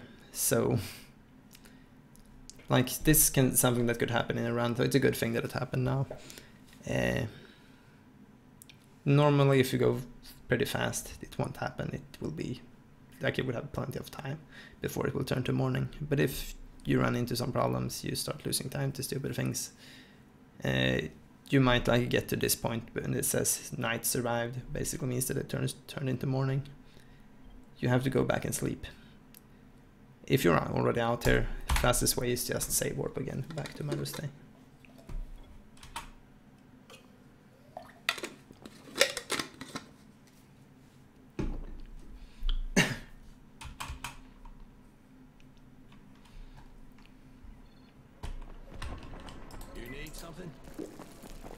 So yeah, just run up in here and sleep. Come here. I've got a special deal for you. There we go. So now it's like in the middle of the night, and it's gonna be no problem to do this quest. Right, you there? Hey, what's up, Just Spike? grapple our way forward. Just FYI, if you need me, I'll be at the ferry Wow. station up in Morgan, prep the barge. Okay. Hit that guy and search the body. As soon as you see bolter tissue pop up, like the little icon, you can quit and continue to save warp back to Mother's Day.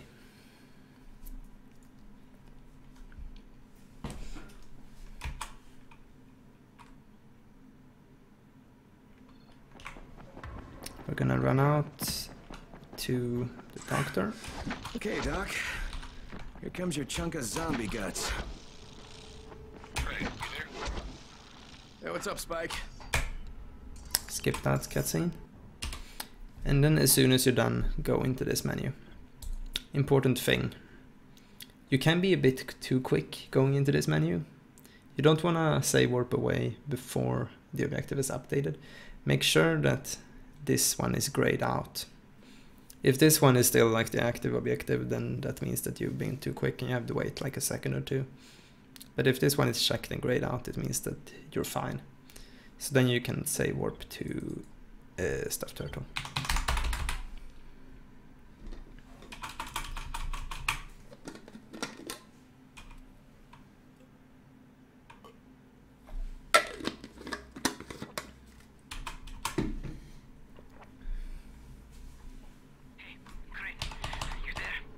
Oh wait. There we go. Head to the train yard. Find a place to hide. I'm on my way. Okay, so we're gonna run over here. Gonna grapple this thing. Raheem! Raheem! Gonna grapple. Ooh, okay. Yeah, we're gonna grapple this building and then to the roof of this little thing. Yeah, I copy. What is it? So we're gonna get to the I'm on my way roof to get of the Raheem. train yard here. Raheem, he's here in the tower. No. Gonna grapple all the way over and inspect this corpse. Raheem, where the hell are you? Reckon it's me. I found Omar's body on the overpass, but no trace of Raheem. Shit. Any idea where he'd go? I told him to hide in the train yard. You find him. You hear me? That little butt. So I guess this would be a good place to talk about weapon durability and repairing weapons. Different weapons will break after specific times. They have different durability. Make sure to, we have a shit ton of metal parts, alright, but most weapons can only be repaired like 4 or 5 times. So do not repair them when you don't need to, because you might end up like repairing them when they are only damaged a tiny bit, and then you cannot repair them when you actually need to. For example, this weapon is really damaged, so I'm gonna actually do a repair on it right now by holding the R key before going in here, because I know that I have to fight some zombies in here. So I could just as well do it, because I don't think it would have the durability to kill all of these. And you never want to fight with a broken weapon, because they deal like almost no damage. I'm just gonna kill these zombies. Use the gun to take out this one. Then I'm gonna interact with the boxcar.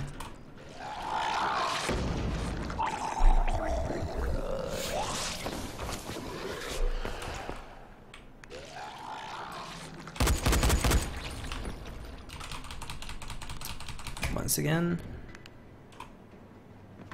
And then we're gonna run over here and drop down, and we're gonna use the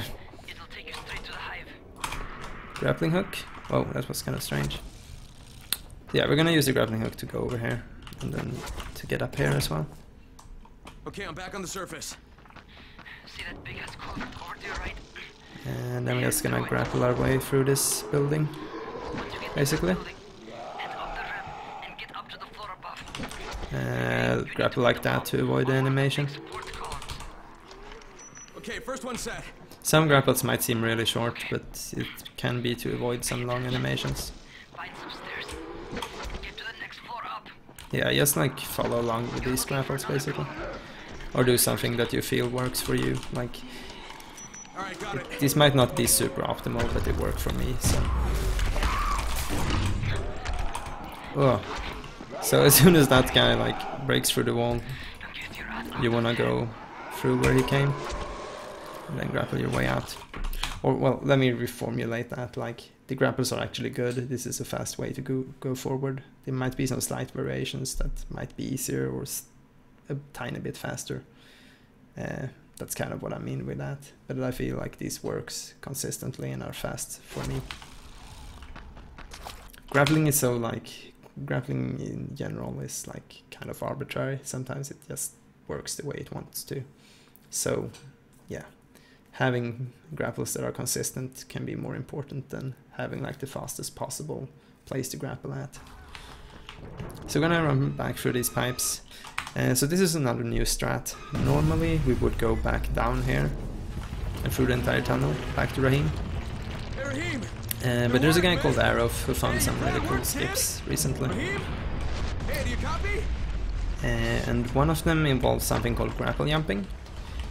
So if I jump and use the grappling hook without hitting anything, if I just jump normally, it's gonna look like this. If I jump and use the grappling hook, you see how I kind of get flung up in the air and I kind of stay in the air for a while. I can abuse this mechanic in order to go over this fence that's around this area.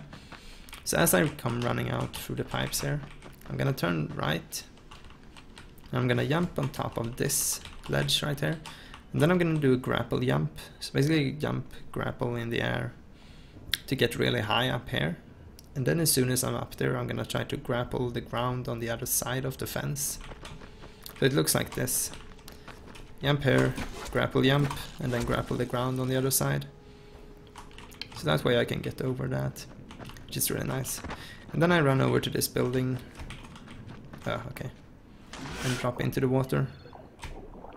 And just like grapple my way back inbounds and interact with the box cart again.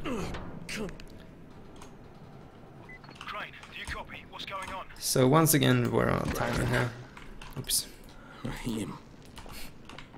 Raheem's dead. We need to wait for Get back here. Don't say a word to Jack. for the dialogue to be over. While this is going on, we can actually switch the active quest to Mother's Day, because that's the one we're gonna be save warping to the next time. Not yet. So as soon as that is over, we can once again interact with the door.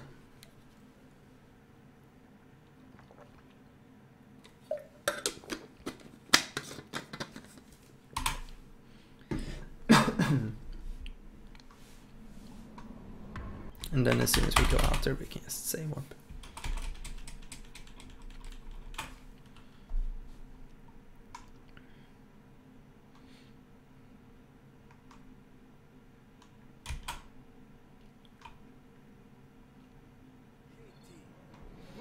Instead of taking the elevator, we're gonna go run over here and interact with this door and hold the space to skip it. The cutscene. Now we're gonna have a little fight with some bad guys. And hopefully they treat me nice. So I'm gonna just run up and hit all of them with my sword.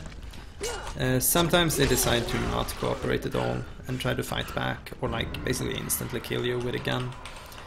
The AI can be kind of inconsistent like that. Okay, so talk to that guy. As soon as you have spoken to him, you can... Wow. You don't want to do that. You want to get up here. Shit! But cranes sometimes have issues letting go of things. Trailer's on fire. So you want to run up here and get up here. I want to find this guy and talk to him. Okay. Talking to this guy makes the dialogue. It basically interrupts the dialogue that is going on, and it makes it faster. Well, it makes the objective update faster, but I still have to wait until you see that the pit to the right side of the screen, it says Rescue Sarah. I need to wait until that shows up before I can say warp out of here, otherwise it will screw up the game basically. You won't be able to progress.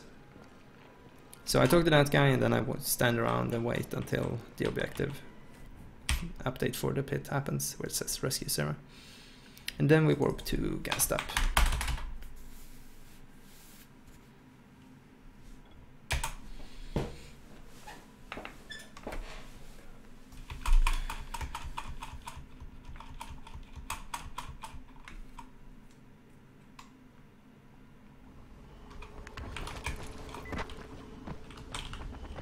So we run down here, grapple this little building.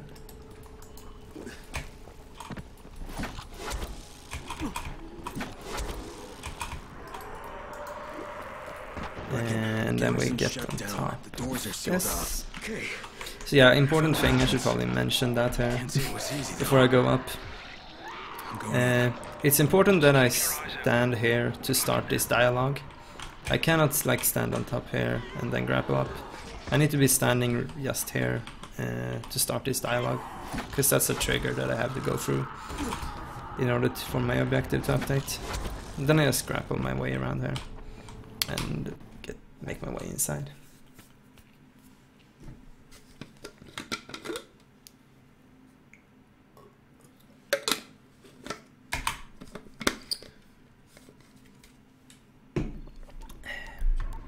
Okay, so here's another recall that we can't skip, and this one is really long, I could really use and some we GRE cannot go support through these right now. doors before we're done with it. Too bad, Agent Crane. Or well, This we is the actually we Ministry of can. Defense. So let's put it like this: Fuck, what the hell's going on? What happened when to this the call is GRE? done, there's a trigger that's gonna spawn. That's gonna be just around these doors. Diminished.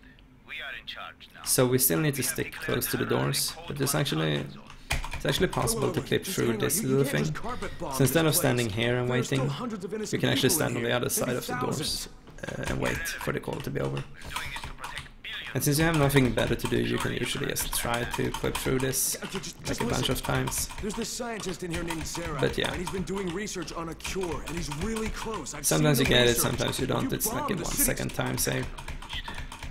The chances of one side. If you get it, you still have to stand like this on the other side of the door, so Best, but it doesn't really you matter. have 48 hours. Otherwise, if you get stuck like this, just open doors and go through them anyhow. Interact with the elevator. Maybe I can Try it open. And then grapple this ledge right here, and before you reach it, hit control to jump off, And we're in. and then pry it open here as well. So for this next area, I'm gonna reload my weapon. Normally I would reload my weapon earlier, but I didn't have time because I was talking. So in this area I'm gonna use my grappling hook a little bit, but I'm always gonna cancel it before it reaches its destination, because otherwise this happens. Okay. Otherwise normally Crane starts grabbing things he's not supposed to I couldn't grab, find Zara inside. The building looks empty though. but sometimes it works. So I usually stop for like a second in this doorway, because there's a trigger right here that I need to hit before I can progress. So now there's a little fighting section. Normally you can do like these fighting sections kind of the way you want to. It comes down to personal preference. There's a shit ton of strats. You could use the gun, you could use the sword, you could use a lot of grenades. I use a combination of them all, I guess. This is what works for me pretty consistently. It's not foolproof, of course. Just like, you can try this, you could look at like the world record, look at what other people do. Just mess around with it yourself, see what works for you, I would say. So yeah, I'm just gonna do it the way I'm used to. Maybe he's down there. So the easiest thing that I think everyone does is to kill those guys with swords. Then I throw a grenade like that. I shoot this guy.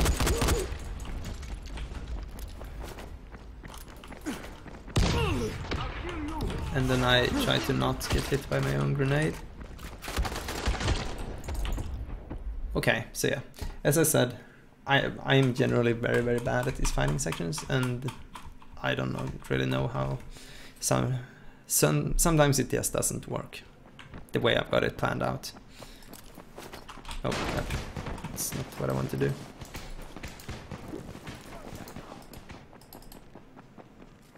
So I wanted to throw a grenade here, but oh, it's too short. That's the problem. Okay.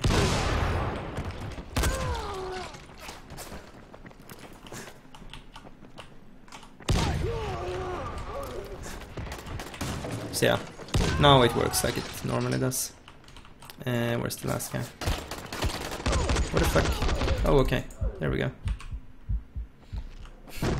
And then the last guy comes through this door, and I can just kill him. And I interact with the door, and we go through, and we start this little cutscene.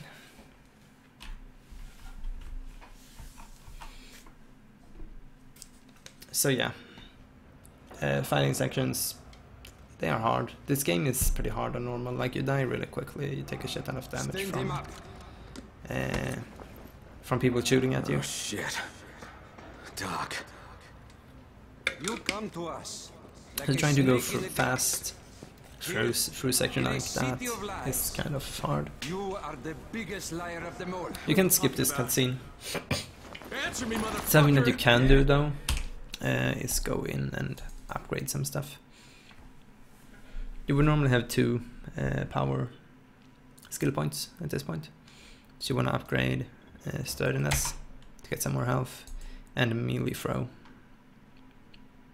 This one is very important. You need it for the strat that's coming up. That is what you Americans are so good at after all. If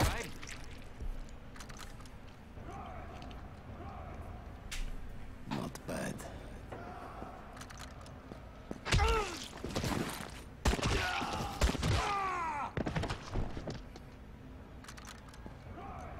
Clear out the corpses. Leave Crane. Yes, sir.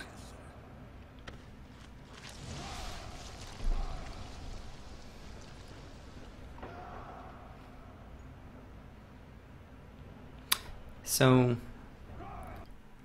you get to another fighting section now, the entirety of the pit.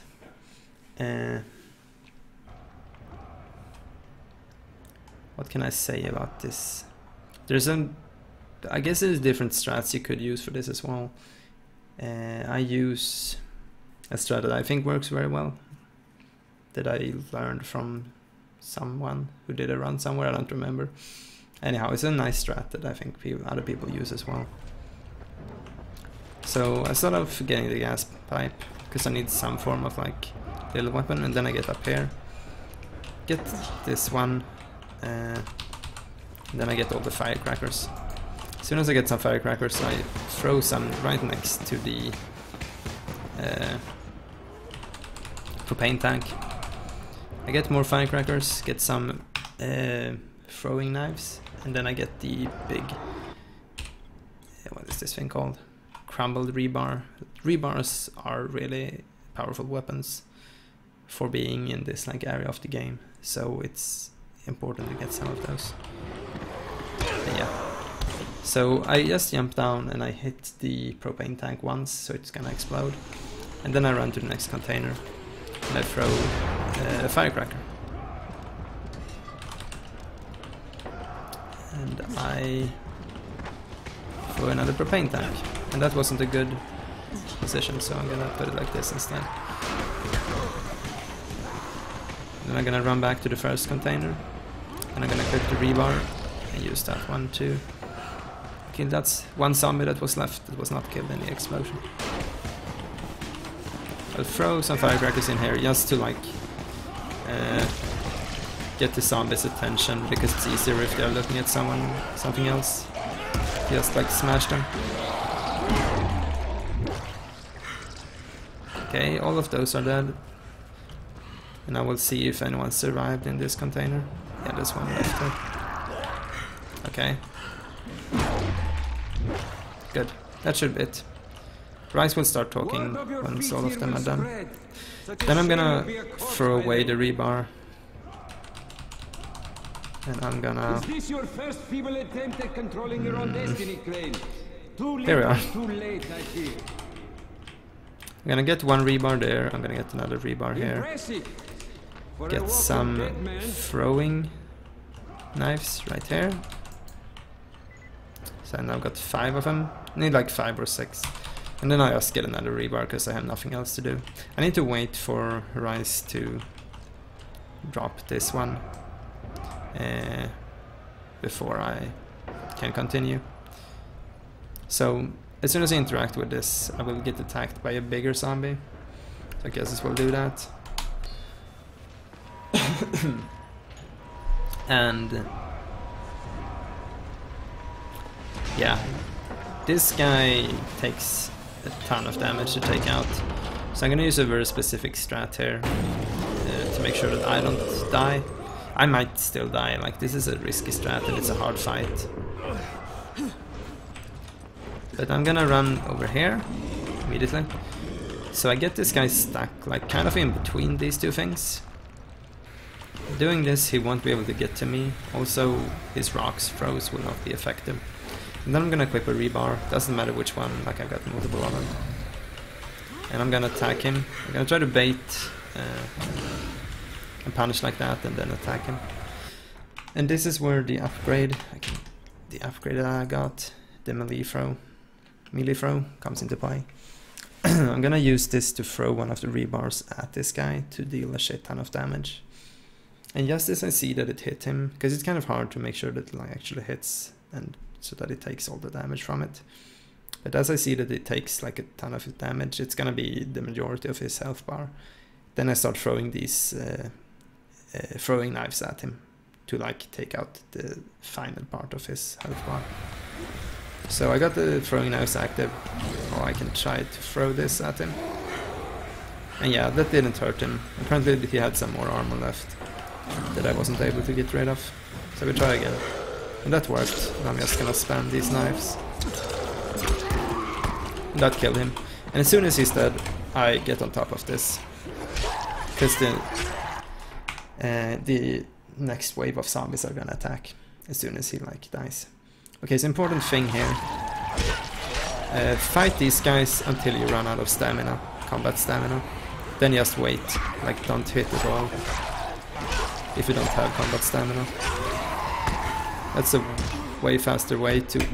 Okay, I'm getting quite low here, which is not good.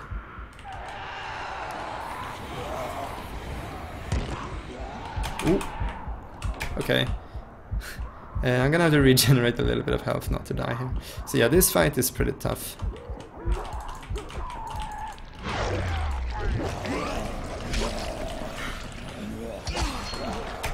So once again, if I run out of combat stamina, I just want to run away from these guys. Because fighting them fighting them when you don't have combat stamina is basically impossible. Like it's incredibly ineffective. So I'm just gonna throw away all of these weapons because they will only be in my way. And then I'm gonna wait until he throws down the medkit.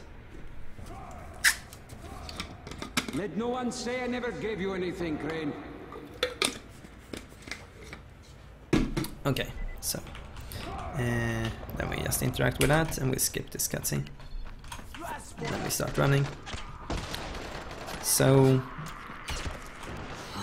running here, we're gonna do kind of a skip, and which means that we're gonna have to run over here until we see that the objective marker moves on the map. Then we're gonna run back here. We're gonna go 2 up, move to this bar, and jump up here. This is not super easy to do, and you can get hit by some enemies that will kind of make you fall down.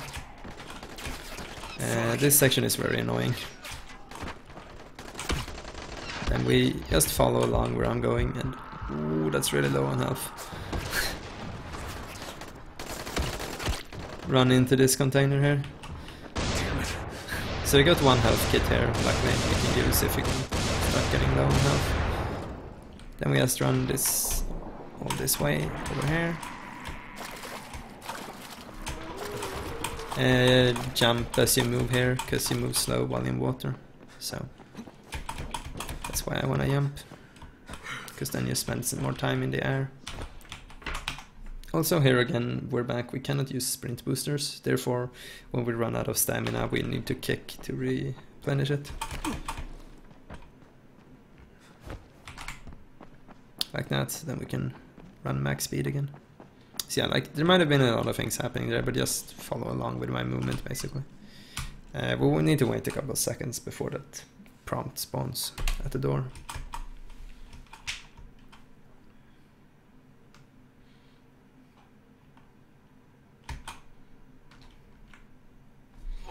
Now we get to an interesting section. There's a couple of sections in the game where you will walk really slow. And it's actually faster to side dash or back dash throughout these sections. So yeah, side dashing and back dashing can be done by hitting space while holding a directional button. So the way I navigate through this is by simply looking at minimap. At first I follow the road, and then I try to sort of take aim at the end of one of the cars. Then I move over them, and then I'll just go along this wall over here. Just like backdash all this way here. A couple of places Crane will stop and like, yeah, do things, and that doesn't really matter. Just have to wait until it's done. So I just follow this wall along here. Also important to note that there we actually discovered another quarantine zone, the Bright Mountain Tunnel. We will use that one for like the end of the game, so it's important that you don't miss that one. But as long as you dash along that wall, it's not possible to miss it. So we climb over that little wall here, and then we go over here. And we're gonna get into a cutscene that we're gonna skip by holding space. Hey, Crane. We're gonna hit space a couple more times to skip that dialogue. And now we get our stuff back. So we interact with the stash, and then we hit the F key to take all items not occupying backpack slots, which is stuff. And then we hit space here to grab some more, like the rest of our stuff. And then space and C to grab items that are stacked, like a stack of 700 grenades, for example. See him, thank him for me. And then we need to go back into the inventory to sort these in the correct order again. Or like, at least I do, because I need to be able to keep track of them. And what am I doing? This is correct, and this doesn't really matter. And while we're in here, we can just as well switch to Stuff Turtle. And then save warp once again. Yay, save warping.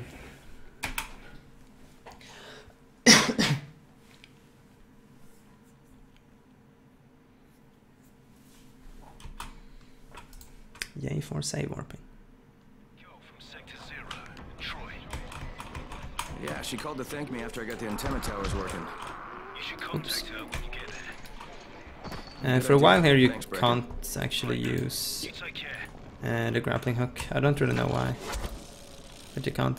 So we're gonna go the same way as we did in the airdrop quest, but then we're gonna take another route here. So we're gonna move this way, up on this little shed, and up here. I'm gonna knock on this door. Talk to these guys. Mash space to skip. And at this place I need to wait for a while for this guy to finish some dialogue that he's having on a guy with his phone, I guess, or something. I normally try to see if I can upgrade something here. The only thing I really need to upgrade is agility. So this one, light drop, can actually be really nice to have. So if I've got enough experience for that, I usually upgrade that at this point. And then I just wait.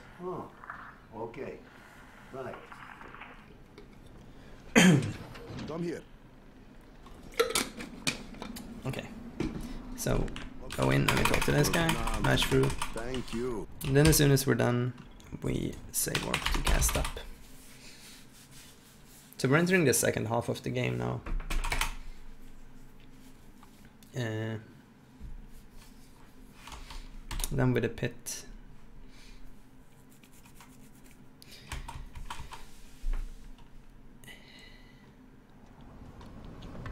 So we're gonna turn 180 degrees around and just like grapple our way over to the sewer entrance.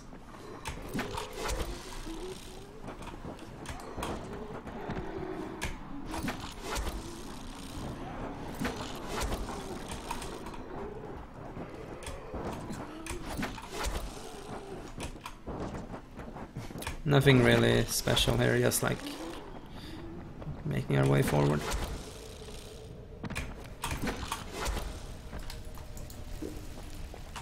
Interact with this door right here.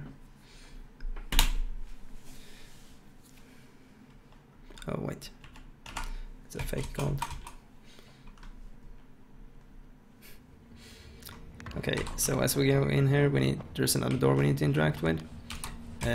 Hold space to skip that cutscene. As soon as we're done skipping this, we're just gonna quit and continue. This is not a save warp, but quitting and continue here makes a character move to the position he's supposed to go to. If we wouldn't do this, we would have to wait for him to walk that distance, which is slow. So doing this, we can just like run up to him and talk to him immediately. Like that. You only have to hit space to skip dialogue once. Okay, so now we're gonna do a little clip here. It's the same kind of clip that we did the first time we got to Rice Garrison. But this one is we're gonna use multiple times through the same kind of like cage thing. I don't know what this is really, it's a metal wall. Through these metal walls we're gonna do this clip anyhow. It happens multiple times. So what we want to do is like get hanging on something really close to the wall. We don't want to be far away like this. This is not gonna work. We need to be close to the wall like this. And we want to look kind of 90 degrees like this. Kind of get a feel for it. It's not very precise really. And I want to jump and hope that that doesn't happen. Sometimes this game just decides that nope, not gonna cooperate. This is what we want.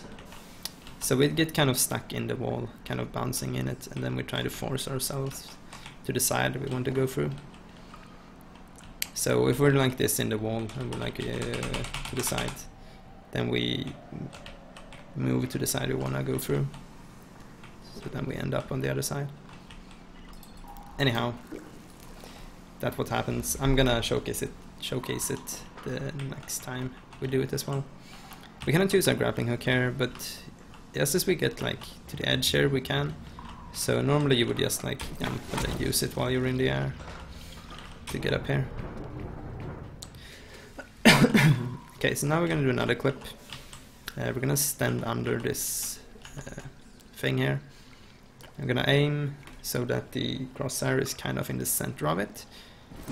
We're gonna grapple, and hopefully Crane grabs it like that. Doesn't always happen. Sometimes he decides that he doesn't want to cooperate. Hopefully it does. So we end up over here. I run forward a bit and jump and grapple to get to this place. We're pretty far out of bounds now. But anyhow, we have this pipe here. We're gonna drop down right next to it and land on top of it. And then run to the side of it to this point. It's important that you hear this dialogue here, because that means that you didn't skip out on any triggers. I don't know exactly how the triggers work here, but I know you can skip them. So yeah, as you run here, if you see the zombie being inside of this area, that means that you got all the triggers you need. You didn't skip out on any. So that's a good thing. So you could check for that, because you don't want to leave this area before you see a zombie here. So then you run back a bit, and grapple kind of around here.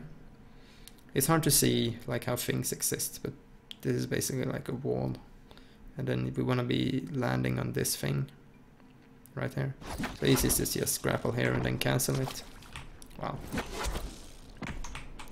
So we land on this one because we want to follow this one along.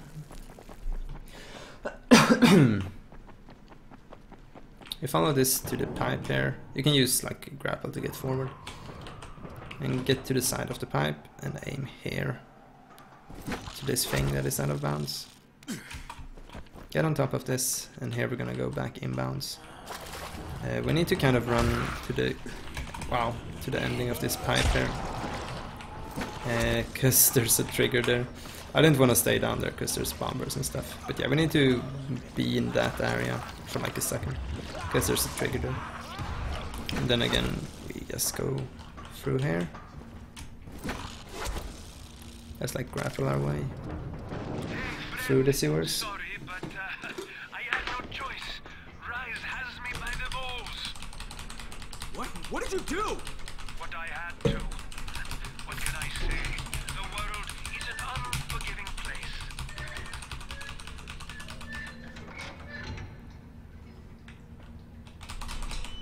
Then we open this and we drop down. Okay, so swimming. We haven't been swimming much up until this point. There's an interesting mechanic.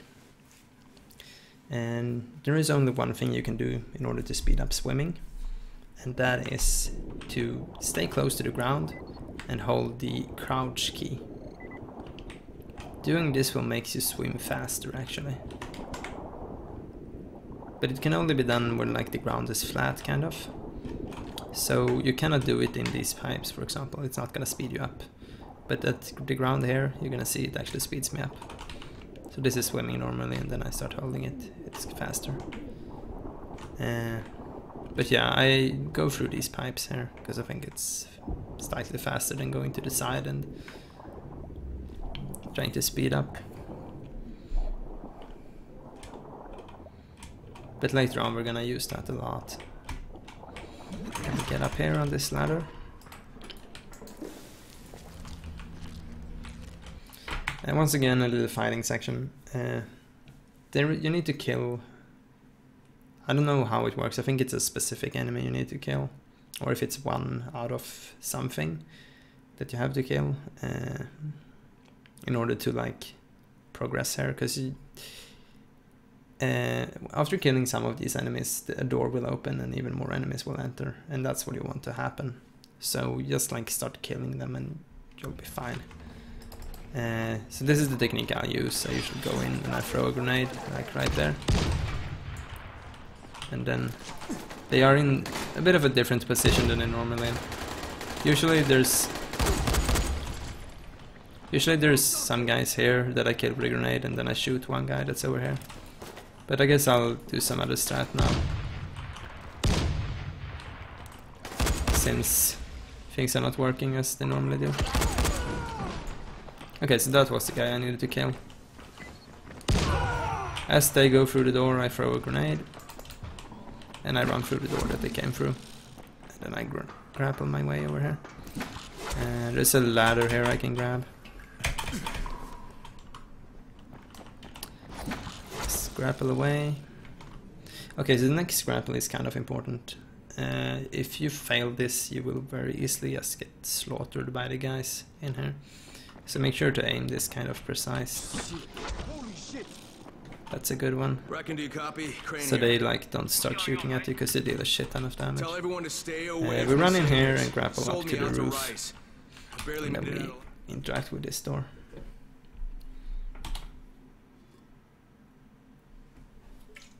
So this is kind of the first half of the game. When learning this game, a good idea is to have multiple save files going through like every mission, trying to follow the speedrun route. Also, something I would recommend is kind of separating the game into two parts. The part up to this point, and the part from this point and to the end. And maybe practicing those like separately. Like when you come to this point, go back, play the game from the beginning to this point again. Like, because you need to get that route down, and you need to be able to remember it. And it's hard to like start remembering a route if you're just gonna play a run that's gonna be like 2-3 hours when you start out. So it's a good place to like separate the run into 2 parts for practice and things like that. Oh, also here is another cutscene that you want to skip right after the loading screen. Okay, so then we just make our way to Camden, can you hear me? Troy. Yes, I hear you. What's going on? I need to refill my Sector 0, is Jade with you? No, she hasn't been able to reach me yet. And even if she does manage to get here, it won't be easy getting So yeah, I use those here. lamps to grapple on. Because of Rise and his thugs. It's, I guess it's a bit risky, but it works. It's not bad. But safe. And then I grapple the Not yet, gazebo. Doctor. First I have to find Jade and recover And Zera's research. here, Hey, you're crying. interact with this door and skip the cutscene. Me to go. Be careful out there, Craig. Jump out of here and use this zip line.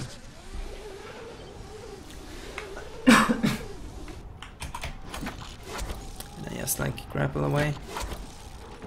Craig, Troy here. Copy. What is it, Troy? Without Abby has an idea. using up all of my grapple. Contact the outside world. He'll be working on I never wanna for Jade. end up being like unable to grapple. Make a suggestion.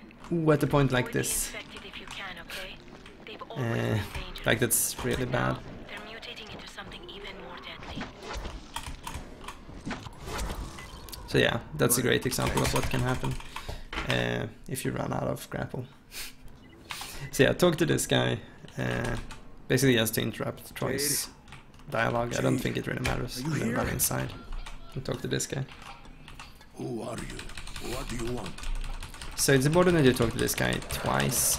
It takes a while before you can talk to him for the first time. But then once you're done, Yeah? talk to him again. I'll do that. And you'll hear Crane say the line, "Maybe I'll do that." That means that you got the quest, Rupert the Gunsmith, which is the reason why you talk to him the second time. We Jade, go back this is from where we Crane. Do you came, Copy.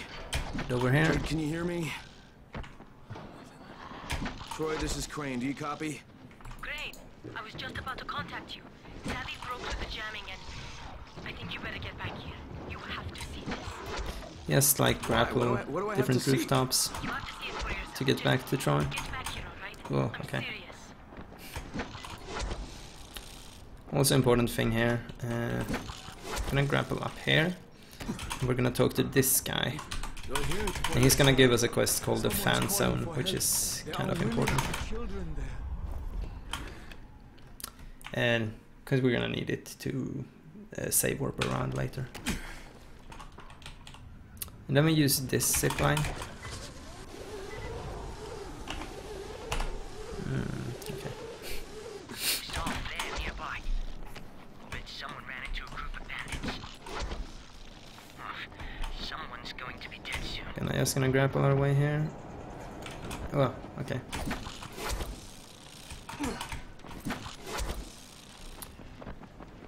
Just like follow along at kind of where I use the grapples. You should be fine.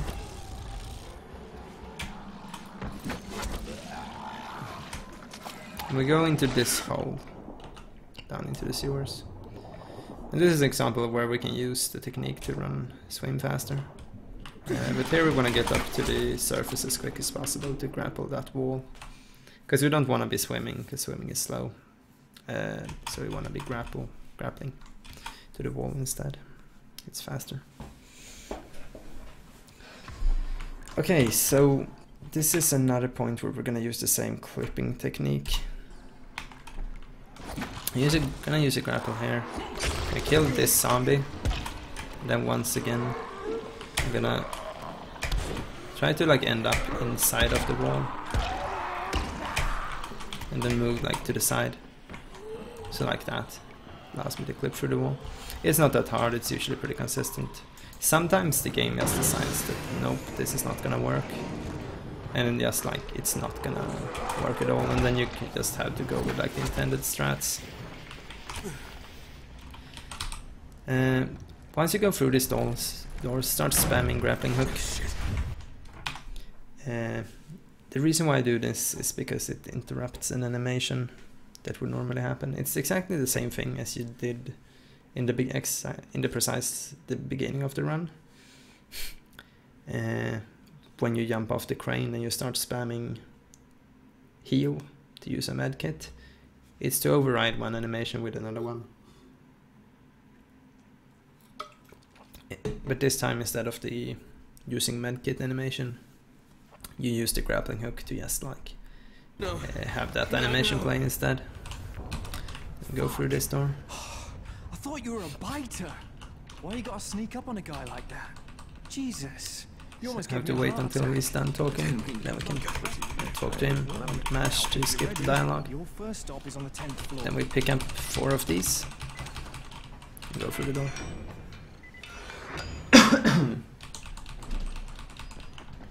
Okay, so we're gonna run to the first floor. I'm gonna interact with this panel. Get into the elevator and go to the 5th floor. 10th, I mean, but we're only gonna get to the 5th.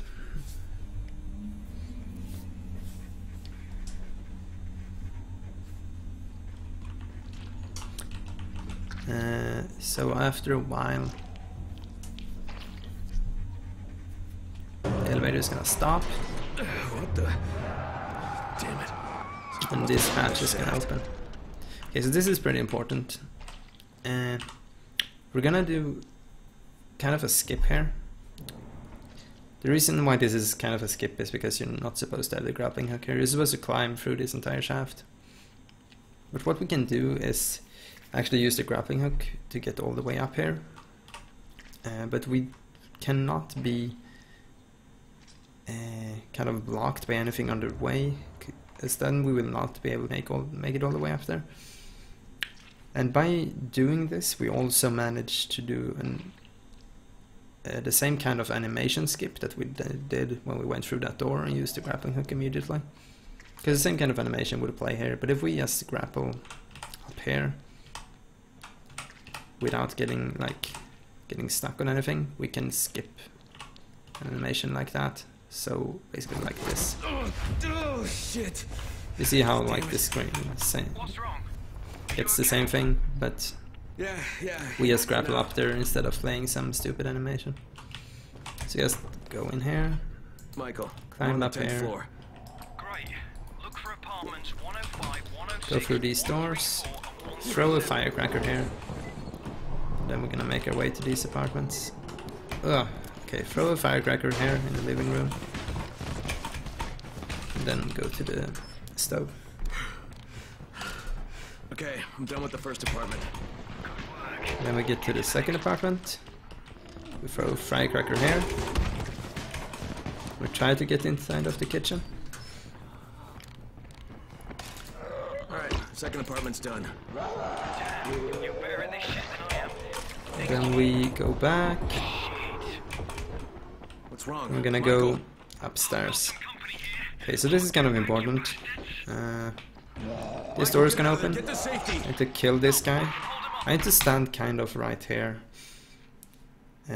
Because I need to hit the trigger. That's gonna make me spawn here. So this trigger knows that I walked up all of these stairs. But instead of actually going through this door, I'm gonna turn around. And I'm gonna try to... Okay, let's kill this one. I'm gonna try to clip past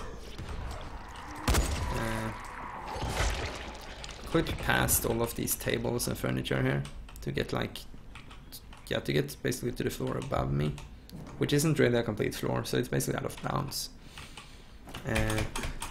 So I'm just gonna try to mash space here until I grab this and get over it. Just like, it's not super hard, it's just kind of, okay, I can't show you, but yeah, just like mash space and try to look at this edge. Sooner or later you're gonna get through. And then we're gonna run upstairs a couple of times till we get to this point.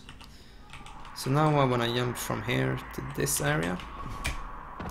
So like this. And then I can just run into this kitchen. The reason why I go out of bounds here and do all of this is because if I would enter this apartment normally, there would be a cutscene playing here, and I'm gonna skip that. So I just wanna get to the kitchen immediately. I can just run off here and then start mashing space. Like I can just run off here and try to run into the kitchen there, and it should be fine. Yeah. Sometimes you get stuck on this table, you can just smash space to like vault over it. And then I interact with this. As soon as like the save icon starts appearing, I can quit and continue. Because I hit the trigger at the top of the stairs, I'm gonna spawn kind of around there.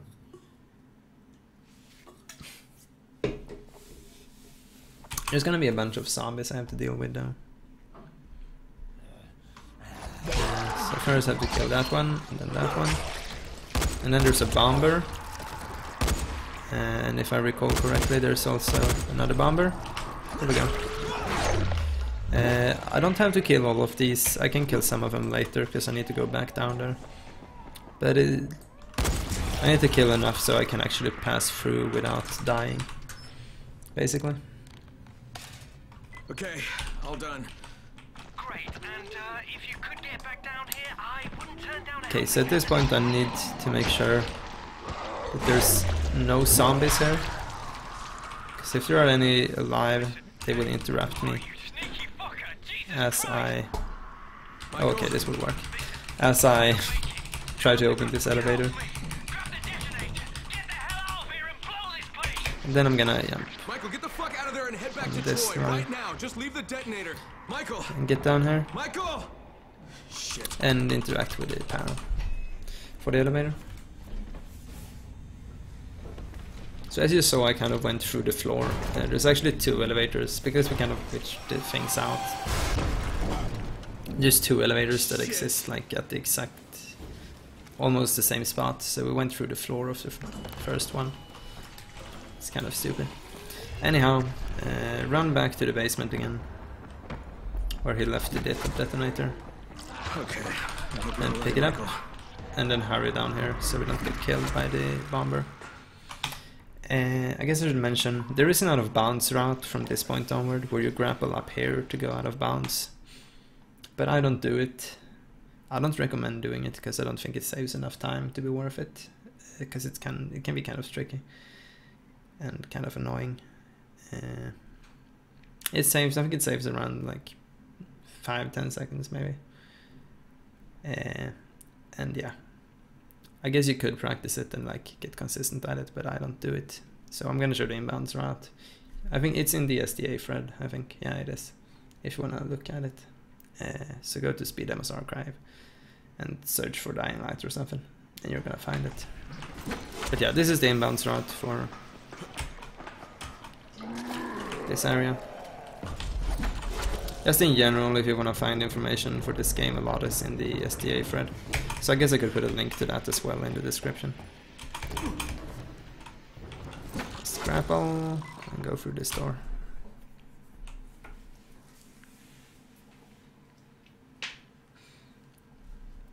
This is another place where like there's a cutscene right after the loading screen, so I hold space. And I turn around. I start grappling my way over here. Look, I know, but I lost my one and only way to reach him. Guys, listen. Savvy's figured out a way to break through the jamming. So yeah, basically just grapple. I'm gonna go. Jade, you heard that? We have to to eat.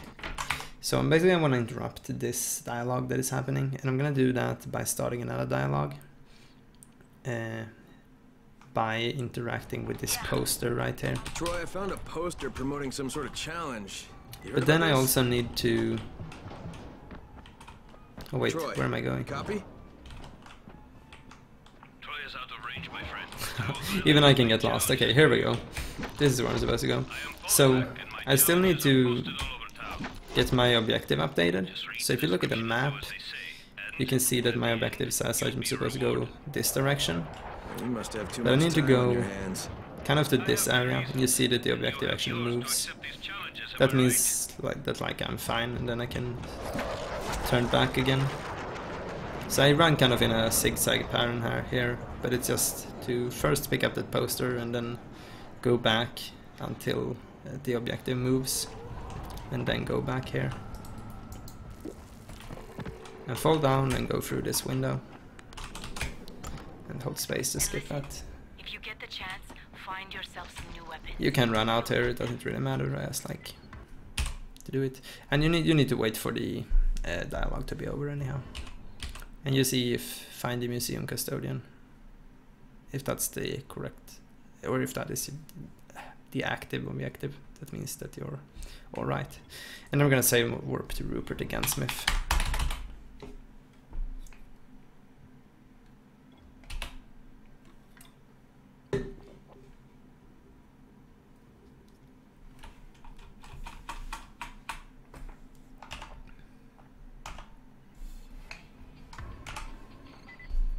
I'm gonna exit this building because we don't want to be here. We're gonna make our way over here.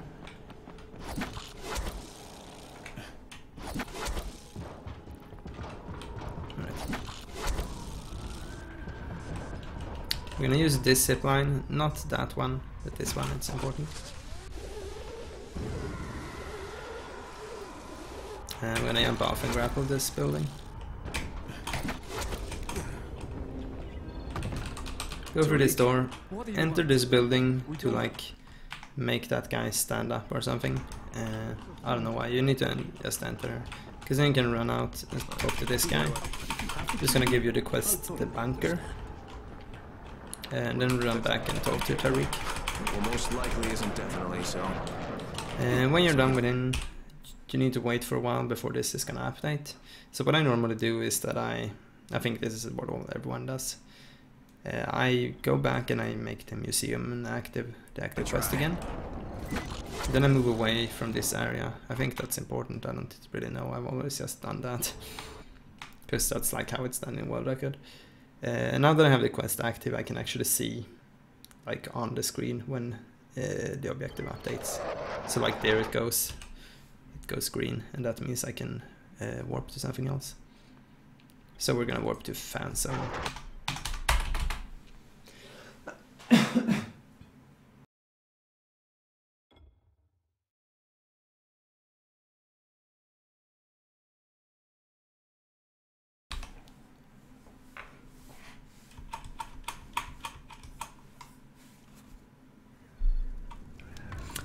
Okay, so I'm gonna turn around 180 degrees basically.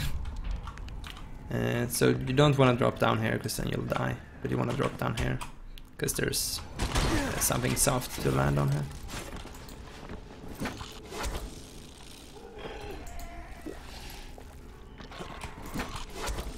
Then we just want to grapple our way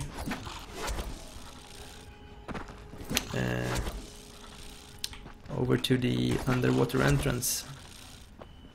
So if we grapple this boat here, we don't have to swim that much. Then we can just get down here.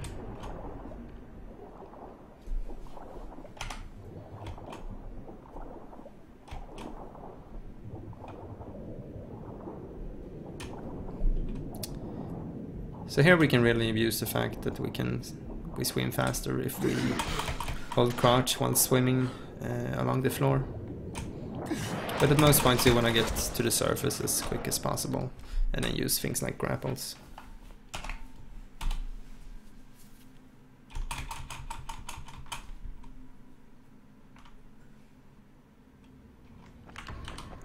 And grapple here, and then there's a long swimming section coming up. So as much as I can, I'm gonna stick to the ground and navigate through this.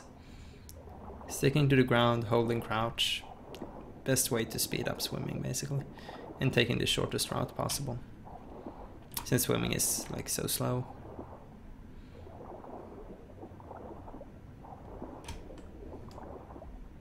But yeah, right here we're gonna try to get above the surface and grapple the other side of the room.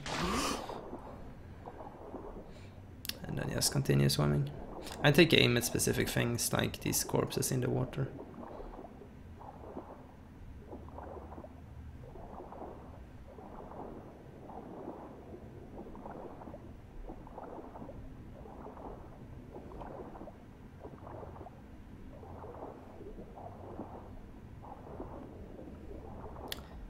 Okay, so now we get to the part where we're gonna, like the end of the swimming part. So this is kind of tricky to explain, I guess. I want to grapple to an edge that you see that I was like coming from this direction. So I want to go up, and then I want to go like this. You look at the minimap, like which way I'm facing.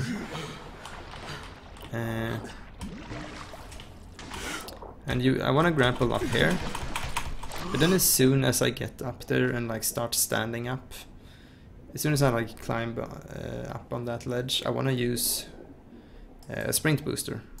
The reason for this is not because I desperately need a sprint booster, but it is because while I'm drinking that sprint booster, I'm also cancelling all other animations. So it's gonna be an animation cancel in the same way that I've earlier used the grappling hook or using the medkit in the start of the run. So basically what's gonna happen is I'm gonna grapple there, and then I'm gonna switch to sprint booster. I'm gonna mash it to try to drink it, and by doing that I skip having to stand still there for a second. Like it skips an animation. Yeah, just jump here, no, nothing strange really. Run to the side, kick through this, jump, jump again, kick, kick, take some space here, otherwise you won't make the jump, and jump over here, get out there, kill these guys. Okay, good. And interact with this. Hold space to skip that. Okay, another fighting section. I guess you could do this kind of differently. I think this is kind of an optimal strat though, what I'm gonna do. The end of it requires some aiming though, and I suck at aiming, so bad things can happen. Also bad things can just generally happen because AI is inconsistent. So I just use the sword, run out here, kill that guy, kill that guy, kill that guy. Ooh, okay. Sometimes I use medkit here, sometimes I don't. It depends on how much damage I take, basically. I'm gonna have to reload before I get into this firefight. Where's the next one? And the last one is right there. Okay, so now we just wait for one guy to go through this door. We kill him. Then we kill these guys. And we interact with this. Okay, so another clip is coming up here. Not this again. So I want to get some health here because I need it. So for this clip is not in the world record because Redemption decided to not do it. I don't know, I guess you could just don't care about it and just like run all the way around and kill the enemy, fight the enemies and stuff. But I think it's really easy to get, so I think you could just as well go for it. I see, what I've found is that it seems to be way more consistent if you got the sprint booster active. So make sure that you got that active. But before you can do this clip, we're gonna clip through right here and get down on the ground. Before you can do this clip, you need to run forward here for a bit and hit this trigger so the dialogue starts. And then we can do the clip. So for the clip we wanna, oops, jump up here. Consistent clip, yeah. And then get to the end here, and we're gonna do it the same way we've done earlier. Try to here, then mash space while holding to the side. So basically we're side dashing. Once we get stuck in the wall like that, we try to like side dash, and that's the way we go through it. So yeah, normally you land on somewhere around here. Then we're just gonna run up here, kill this guy, run up the stairs. Yeah, just run past this entire section. You don't have to kill any of these zombies. Get on top of this thing and climb up here. Kill this guy, kill this guy. Throw a firecracker down here. Pretty close to the door there is optimal. And just as the zombies assemble, you usually need to repair your weapon, so it's a good time. And then you... Okay. Okay, so you wanna hit the guys with the gas tube on their back so that they explode, and they like in the explosion they take all of the other zombies with them. You do not wanna be stuck right there next to them. That's the problem. Unfortunately, I was grabbed by a zombie, so I couldn't get away from the place. So that's kind of unfortunate. But yeah, normally all of the zombies doesn't die. All of them don't die from that explosion, so you usually have to take care of them. You usually have to take care of them with a sword after as well. Before you go into this, before you interact with the doors here, you can't skip this animation by the way. Before you go in here, make sure you've got the grenades active. I don't think you can skip that, at least. I don't remember actually. Oh shit. Oh shit, what But yeah, have grenades active, that's important. Fine, Crane. Tahir knocked me over the head before he dumped me in here. Just give me a minute. I'll be right as rain. You do not have the luxury of a minute, Scorpion. In fact, what little time you have, you owe to me. Thanks to your repair of my antennas, Crane, I've listened to every word any of you have said. How do you suppose I found you, Miss Aldemir? Or the good Dr. Camden? How do you think I... So this is a bit of a cutscene. This is... I guess you could use this as a bathroom break. It's not that long, but now that I have Zere's research, if you're fast. the GRE will do as I command, which renders the two of you... Okay. So as soon as I gain control here, I want to throw 2 grenades into the 2 rooms that open up. The first grenade I want to toss in here, the second one in there. Okay. And then the runners, like the fast zombies, I just want to kill. So like that. I can see on the minimap that all of them are gone now. Then I want to interact with the door. Jade, are you hurt? They didn't bite you, did they?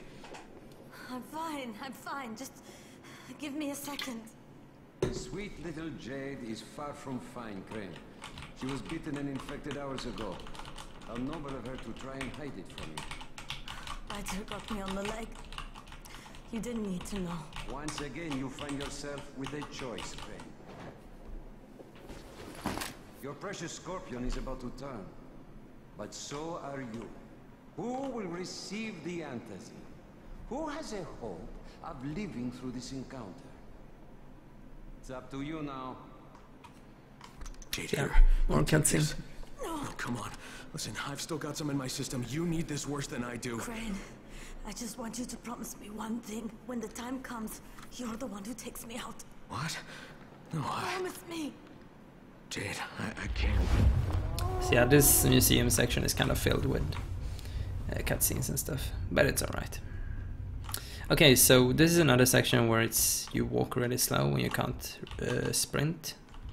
So what we want to do is like keep on side dashing, but it can be kind of tricky to orient yourself in this room. But you want to go through this door anyhow. You want to go through this door. Just try to dash somewhat in the right direction and then like look around to try to orient ourselves. There we're going. So yeah, if you get here, this is the right place. As you get to this area, it's nice to drink a sprint booster, because then you run faster through all of it, basically. Just gonna, yeah, just like jump on the things that I do. Just move through the dream. This way. But I realize everybody's life is finite, Crane. No. I can't deny it. It's So yeah, it can be kind of tricky to see what's going on here. we get here. Or where you're supposed to go, but yeah. You get used to it sooner or later. We can do to change that. The only thing we can do is make what happens in between count. So in a couple of places, like right here, you can side dash a bit if you want, because it's a bit faster, I think, than like walking this slowly. And now he's gone. Oh shit! Oh shit! I've never done that before. I didn't even know that could happen. Alright. Doesn't really matter. If sacrificing my life means So yeah, I'm just gonna climb up all of these metal platforms. Luckily if you like fall down here, it doesn't really matter. So stand on the edge here. And you're gonna see, as soon as that happens, you start side dashing off. As soon as there's like a platform extending further than you're standing, that you can side dash to. I was born premature. The doctors didn't think I Then was we're gonna grab this. But I fought. Yes, go here.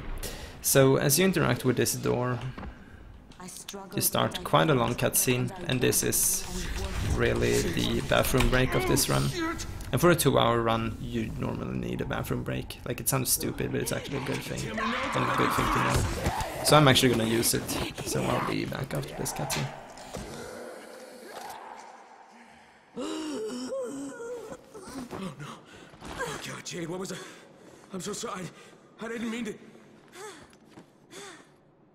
One of us has to live, Kyle. You just remember what you promised me. All of this, and still you had your choice made for you. Disappointing, Crane. You, and you. Get in there and kill them.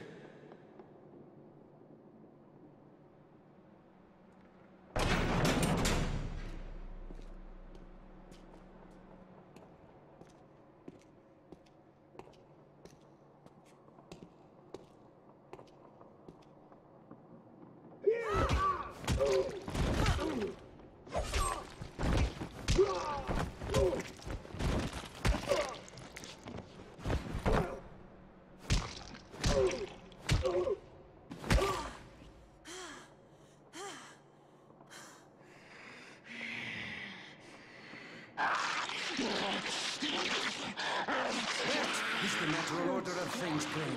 Kill or be killed. Eat or be eaten.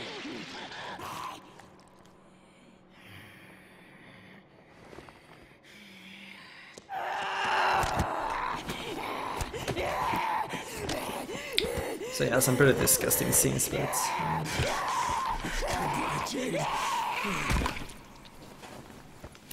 okay, so we're gonna fight like the second boss of the game, I guess, if you count like the super zombie in the pit as the first boss.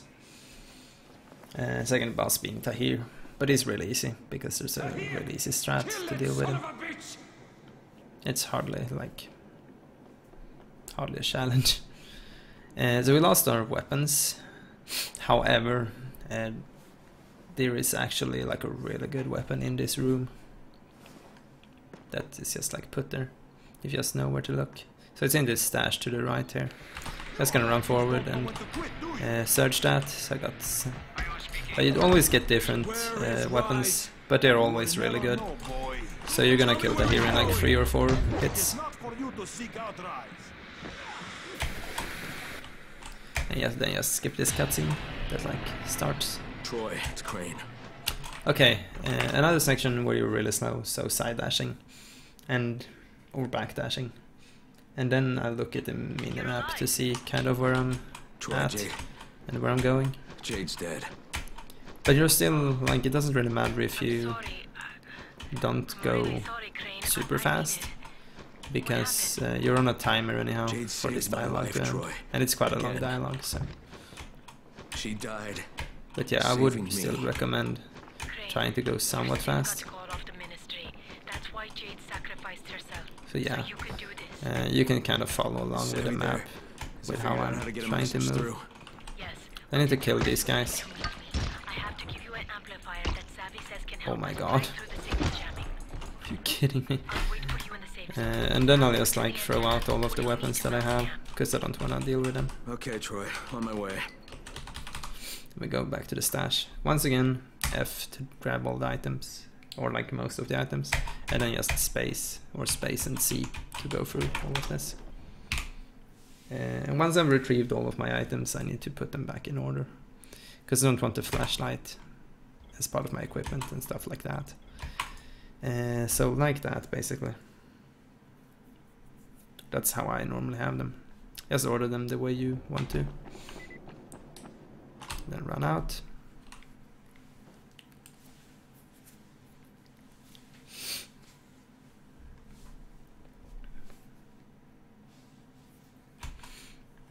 And as soon as I exit the museum, I'm gonna say warp to fan zone.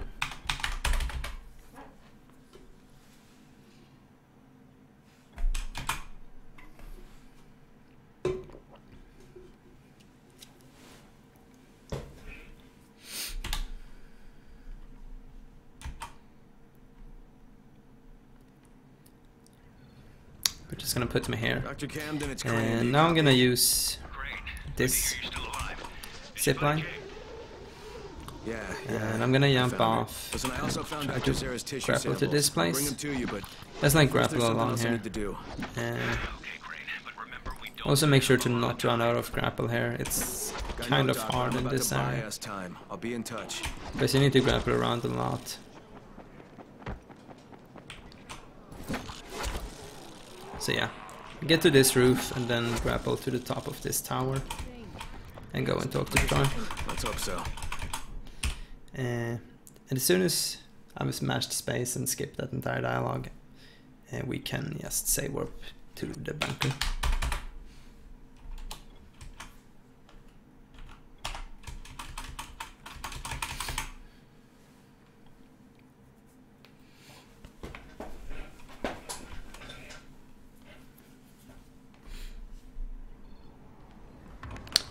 Okay, so grapple this roof, grapple here, grapple this wall here. This is what I normally do. And then you could do that if you want to.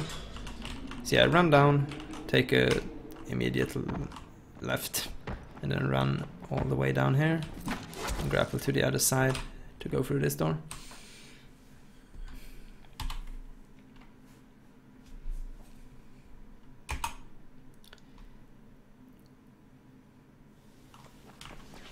Just grapple through a bit here.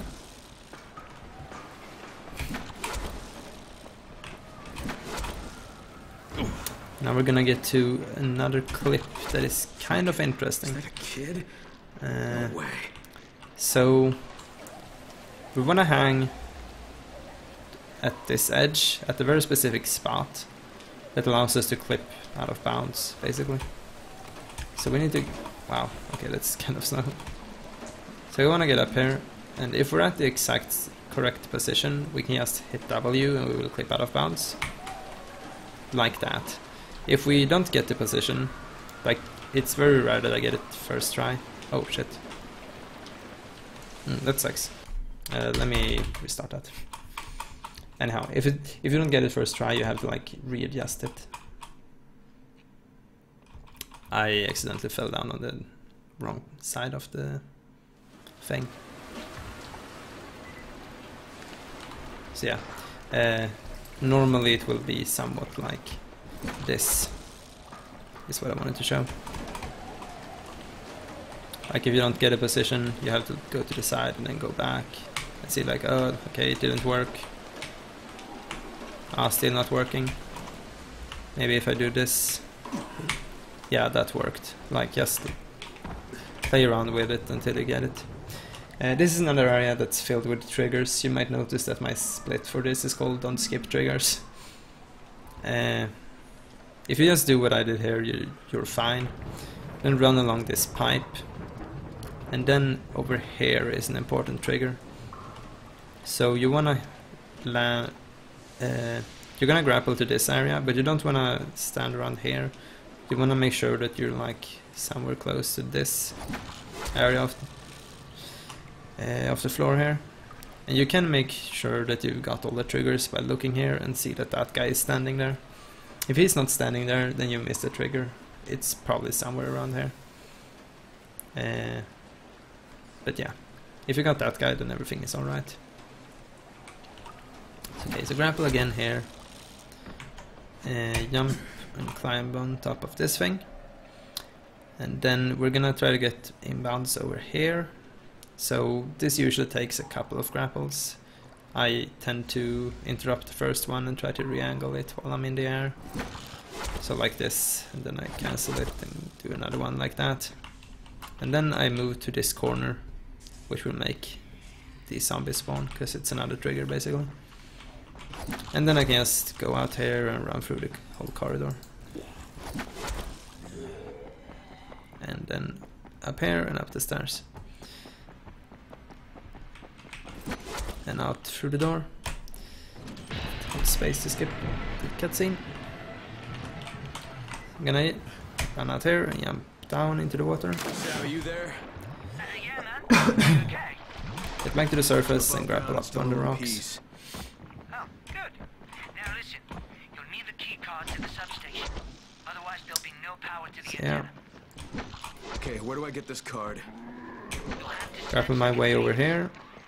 And then we're gonna do a grapple all over the river. And then just run through all these bushes up to this rock here.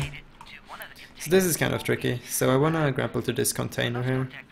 But if you grapple to this side, it's kind of inconsistent. So what I try to do is kind of grapple somewhere around here, because it seems to work more consistent than if I would grapple on this side. Anyhow, get the key card, just climb out of this and move in this direction. Now we gotta get up this entire hill here. It can be kind of tricky to do this without running out of grapple. But yeah, this was pretty fine. As I go here, I throw a firecracker, and then I use the key card to get inside here. You cannot go through this door, so I have to wait for like a second here. I usually throw another firecracker out there, just to make sure that none of the zombies are like following me or anything. Also, it makes them move into nice positions for when I go out there. Done.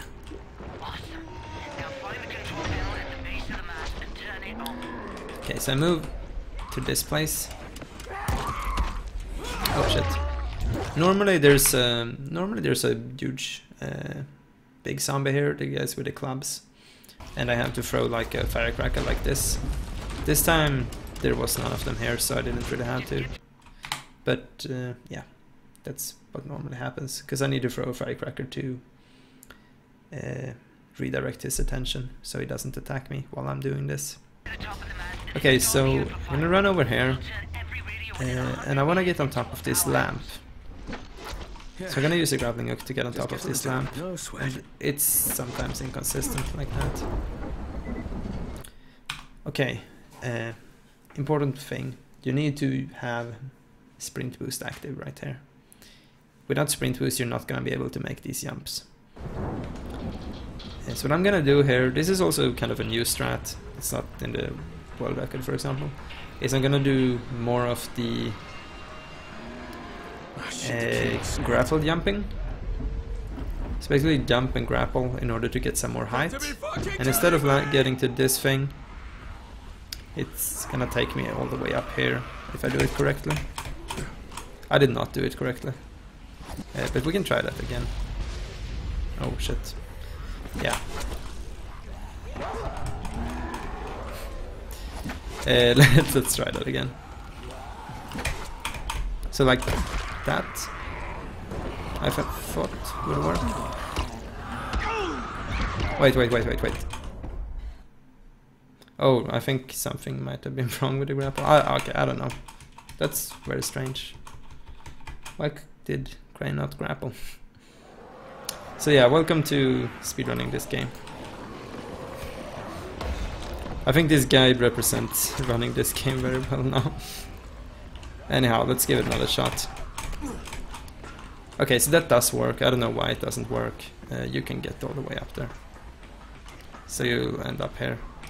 And then what you do is just like get over here, follow these stairs. I mean, if you don't get up here like me, doesn't really matter, you only end up over here anyhow. So just follow these stairs anyhow. doesn't matter at all. When we get to this point, when the stairs end, we want to jump all the way there using another grapple jump.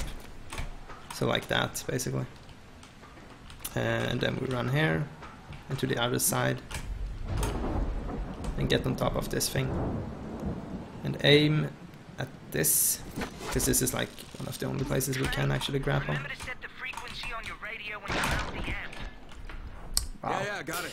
This guide is great.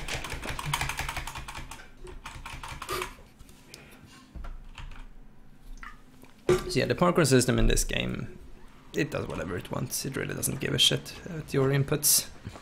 So yeah, here we are. Now we're gonna climb this. You can use like a grapple jump to get to the second bar immediately.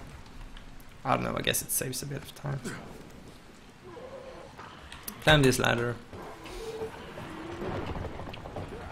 Basically at all points you're gonna climb things using grappling jumps is a bit faster. Especially this radio tower. Same here. If we do it correctly. You can just get to the second one immediately. Oops.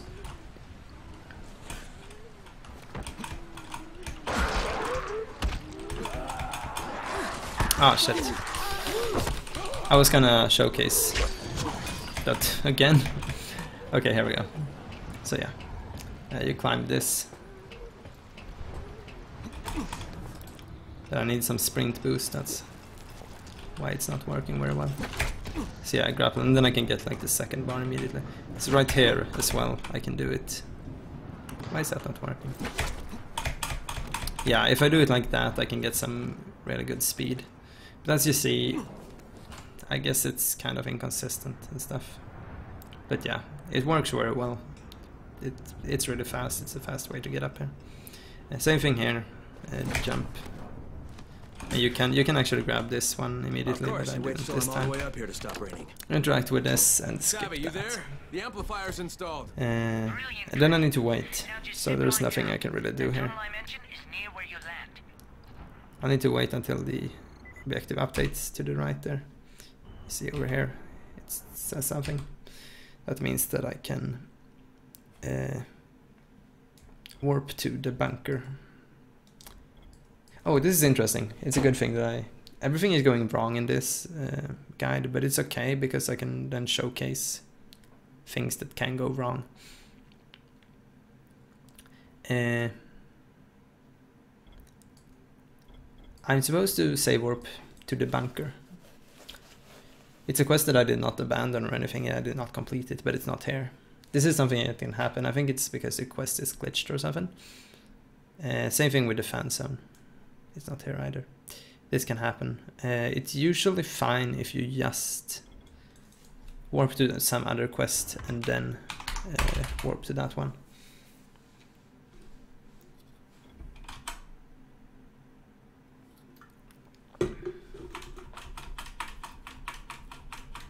So hopefully it will just. So yeah, now you see all of the quests are there again. I don't know why this happens. I think it's... yeah, I really don't know. It's really strange. But yeah, that's something that can happen. If you... It's usually during that mission as well. During the antenna mission. So, yeah.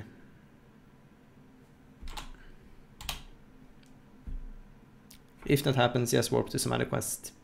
Jupiter the Gunsmith is a great example. And then warp to like the bunker.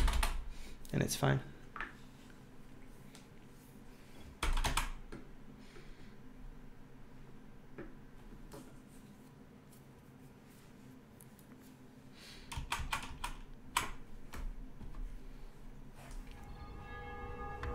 But yeah, also I have to say, so it might seem that I'm like, okay, for example, dying a couple of times and things like that, but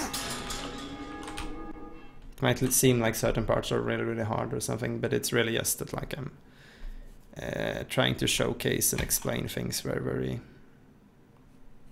in detail while also doing them. Usually the thing with the zombie game is that like if you go fast, the zombies won't catch up to you. So you're normally not in like a lot of damage. With yeah, I just go through that door there, and then as soon as I get to this area, turn around and immediately go back through the same door that you came through. So yeah. You more often get screwed over by like the game mechanics than actually enemies. Yes. So you wait for a second here. He says like yes. And you make sure that the objective is updated to contact Dr. Camden. And then you warp to Rupert the Gunsmith. Oops, there we go.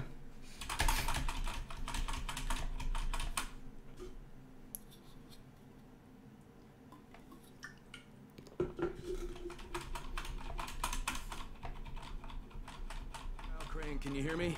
I can hear Okay. you. Are you on your way? I'm ready to Get work. outside. Bring me the samples. We're gonna run That's exactly what this I intend to direction. do, Doc. Just remember, I'm surrounded by an army of infected. Affirmative. Expect me soon. Just gonna grapple Going anywhere. like this to get to Camden's laboratory. If you go super fast, these guys might not be here as you get here. You must be Crane. Yeah, I can see you through the security But they will cameras. spawn in like a second if that Yeah, happens. that's me. Name's Crane. Use the elevator. If you're bored, you Push the can button get for that the bottom statue floor. or something. Got it.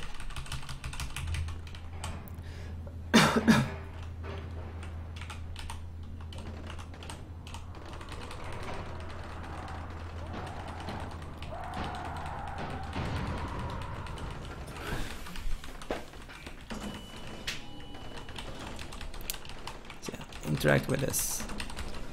To use the elevator to go down.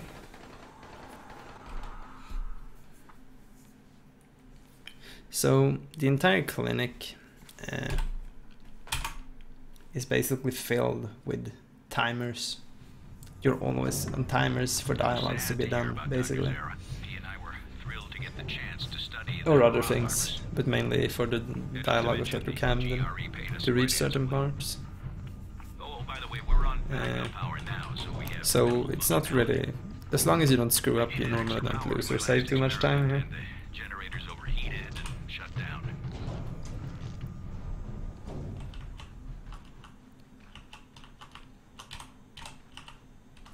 So yeah, you interact with this first, and then you interact with the elevator.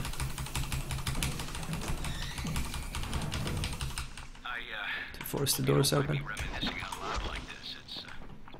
Okay, so we're gonna do a clip here, out of bounds.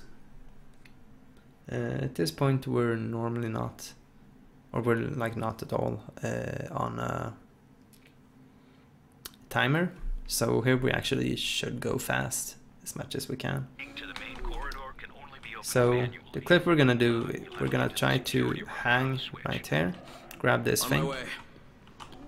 So we can sort of look like this and grab that, and it will basically just take us out of bounds.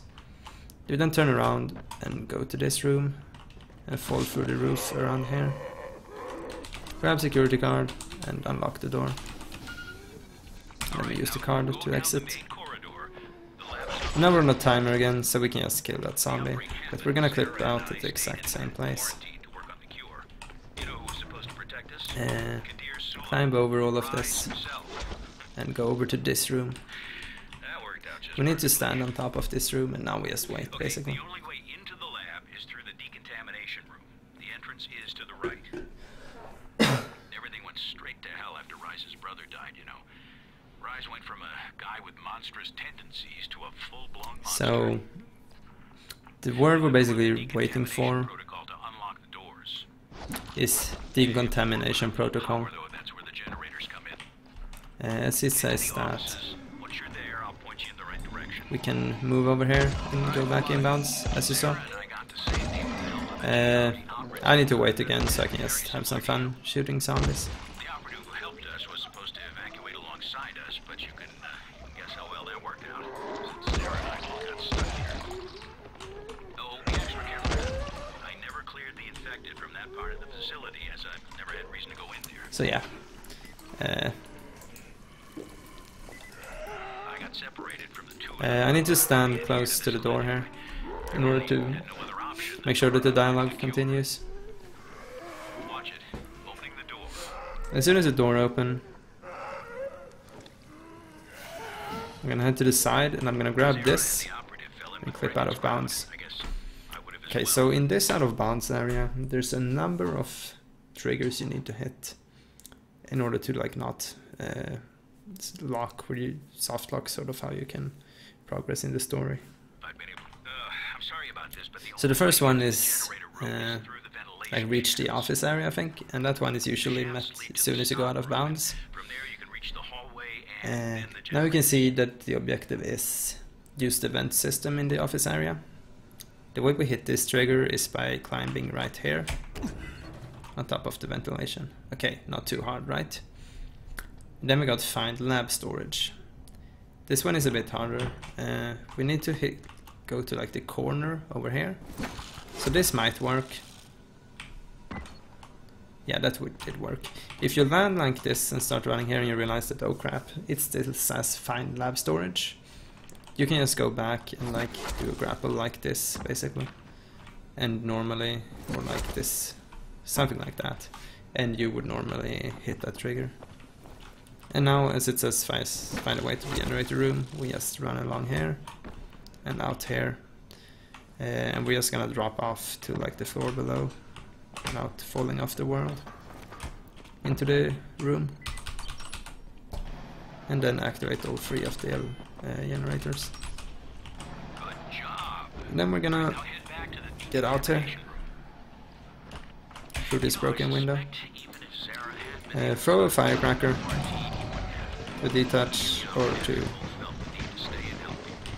make sure that the attention goes that direction. There's a trigger under this thing that you need to hit right where I'm at right now. So if you're too fast to go under this gate here, you might accidentally miss out on this trigger. So make sure you like actually hit that one before moving on. I don't know like a good cue to know if you hit it or missed it, but normally you'll realize, you'll see it on the minimap if nothing else. So yeah, you run in here and start the decontamination process.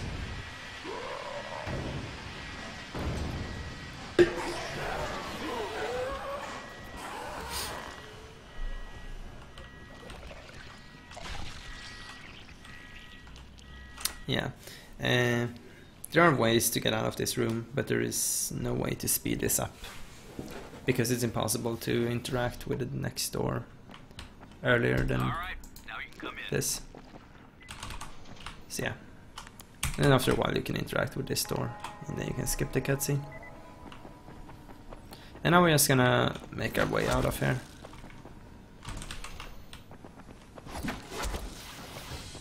I use some grapples here because I think it's a tiny bit faster.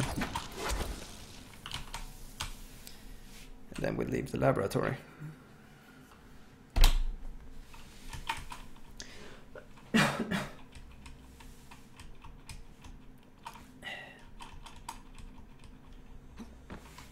Okay, so we're getting to what kind of a big skip, I would say, in this run. We're gonna skip a really long DRE call. That isn't really a DRE call, but whatever. We're gonna skip a really long phone call anyhow. And it has 2 parts. But first we're gonna make it to the point where this phone call happens. And yeah, zombies can just randomly grab you because they suck. Doc, I'll be careful. I just need to figure out where things stand. Oops. There we go.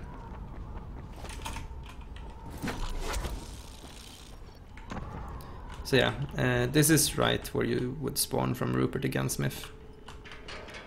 We're gonna run here, over here, grapple this, and stand somewhere around here, and aim over here. Okay. Oh, shit. I went too far backwards. So, this phone call happens at the top of this tower. As I said, it has two parts, and we're gonna cancel both parts of it. We cancel this phone call by killing ourselves, okay? So we're gonna do this using grenades. But first we need to get up there, right? But we cannot use grenades as we're talking. So we need to throw the grenade the same way we did as we skipped the recall after the Pact with Rise quest. So for this first section of the skip, it's not too hard. The hard part is the second part of it. But I'll start with the first part. Because they're like the setup is basically the same. I like to, when I'm standing on this ledge, I like to aim kind of here. And this will make Crane grab this thing, which is nice. If I then tap W, it will make him go up here. I then move to like the center of this, because I think it gives me some more space. At this point, I need to switch to grenades, which is 2 down, kind of in equipment for me. And then we move up to the railing. And for this first skip, we can actually even stand on the railing without triggering the dialogue. So I throw the grenade, and then I jump down. Troy, give the samples to Dr. Camden. So the Now I'm gonna go have a little talk with the call GRE. starts and I die. So this is a fast and nice way to skip it. However, as I spawn here, I'm kind of in the same state as if I was still talking to people. So you do see that like things on my health bar isn't showing, for example. A lot of things are not in the showing on screen. So basically what I have to do now is make a way to the same place and do the exact same thing again. Almost the exact same thing. But I need to get to the same place to like resume the second part of the phone call anyhow.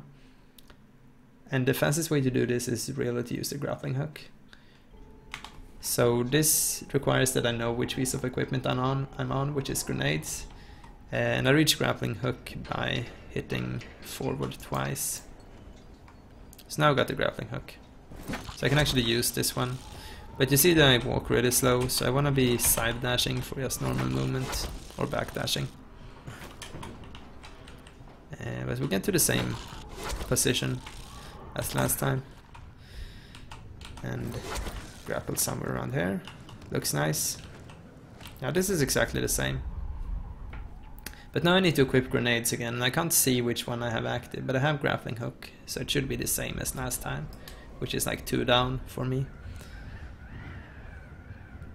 The problem with this skip is that I can hit W now.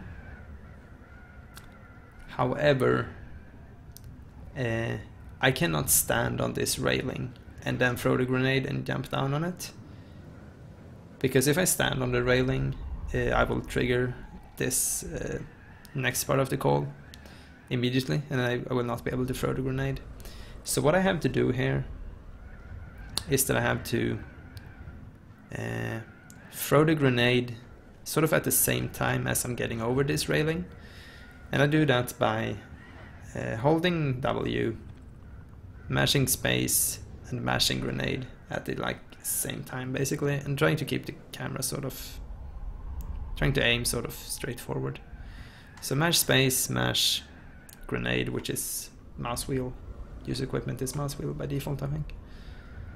And then just move forward. So it looks like this. So that kills me as I start the call. And this is the second part of the skip. The problem is that if you fail this skip, if you get in there but you didn't throw a grenade, or for example you never like, I don't know how you can fail it anyhow, other ways, but if you start the call and you don't die, so you actually have to like go through it, then you would normally just quit and continue, try to restart because it's a really long call, you don't want to sit through it. Then you have to do the first step of it again. So then you would have to skip the call twice once again. So you lose about like a couple of minutes by failing that strat.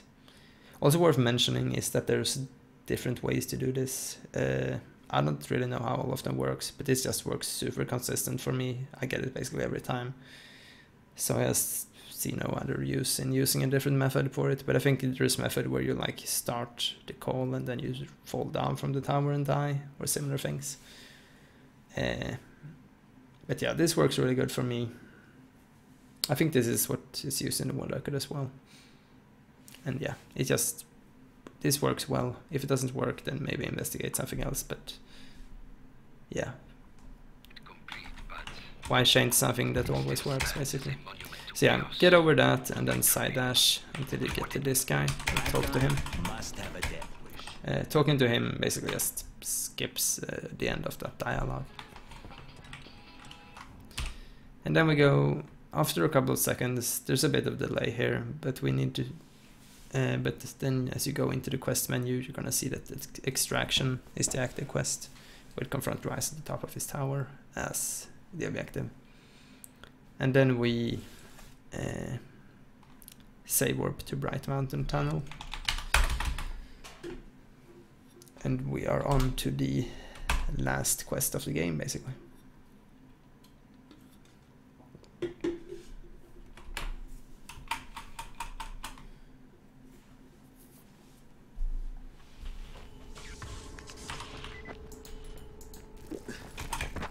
So yeah, can use a sprint booster there, it's nice. Just grapple our way over here.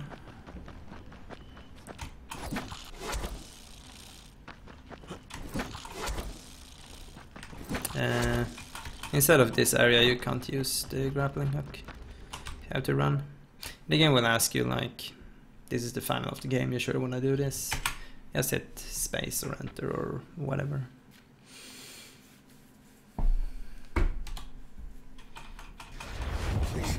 Not now.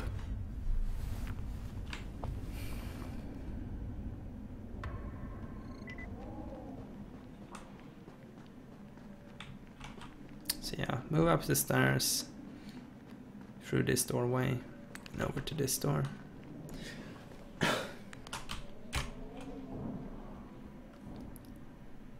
Oh shit, what the hell? There's a little bit of a cutscene. Oh, would you just shut up? You're the last thing I want to hear. What? Hear me? What a brilliant idea. I'm gonna run to the side there. We're kind of on a timer here, so it doesn't really matter if we go slow or if we're like hit by a zombie or something. We need to wait for the objective for extraction to update, like right there. Run away from the zombie horde, then we can run. So I wait behind that car because it's safe, basically. Run into this pipe, drop down here. As we drop down, we want to turn 90 degrees to the right. And then, because there's gonna be a zombie baby right in front of us, and we want to kill that one before it starts screaming. So if we turn 90 degrees to the right like this, I can just hit it with my sword like that if I just mash left mouse button, basically.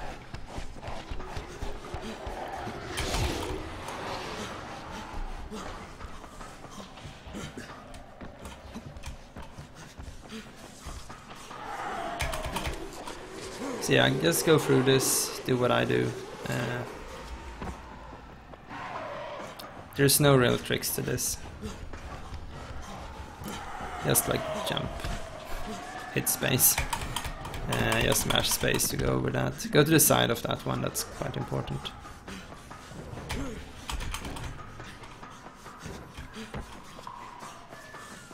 Try to take like the shortest route possible.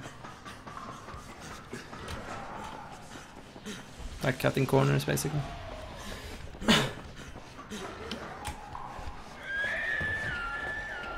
And then as you climb this, when you get to around here, you can like jump to the side and grab this and get up.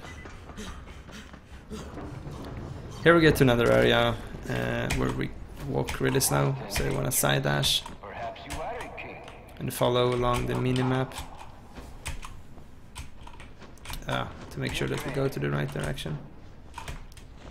This is kind of interesting. So there's a specific way to get up here that I think works really well. It is to go 1, 2 up here, and then up this, then up to this thing, and then up on this side, and then jump over here.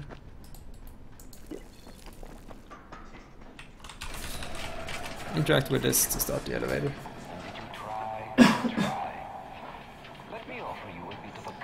Oh, and at this point it's not very far until the end of the game.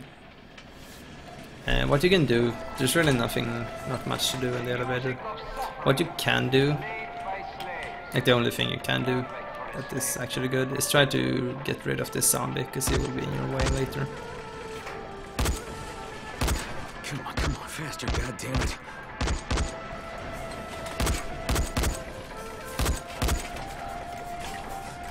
Oh, he's not even dead. Oh, there we go. Nice. So yeah, you can do things like that. It's a bit easier with a military rifle, but yeah, it works fine. So then we interact with this to open. And we just run past this and try to not get too stuck on the zombies.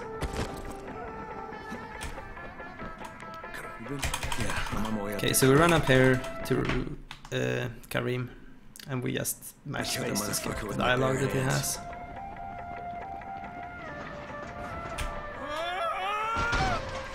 We jump off here, land soft, get on top of the crane, just boost over this zombie, and then jump down here, right to, run to the side of that bomber. There is like a random chance, it seems to be completely random at least, that it will just explode. And there is nothing to do about that. Normally you can just pass on to the side like this.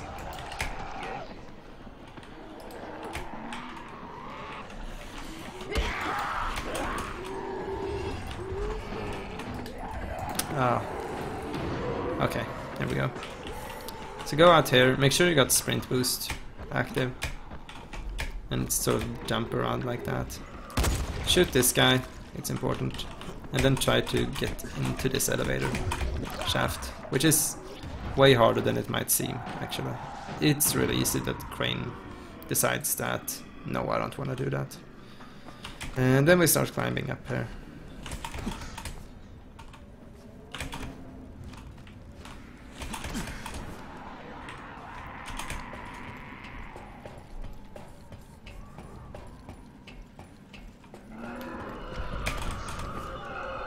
Just like climb a bunch of ladders. You sound as if that hurt, Crane. Allow me to add to your suffering.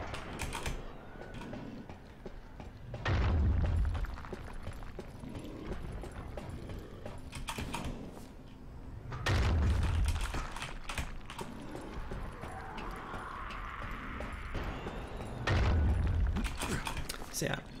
Going all the way up there. Then climb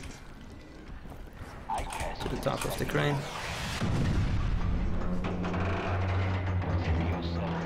And jump off kind of far to the right is good. Because you need to pass to the right of like this hole here, where there are no panels to climb up. And then we just get to the top. Where are you hiding, you fucker? And run along this. Oh, and don't do that.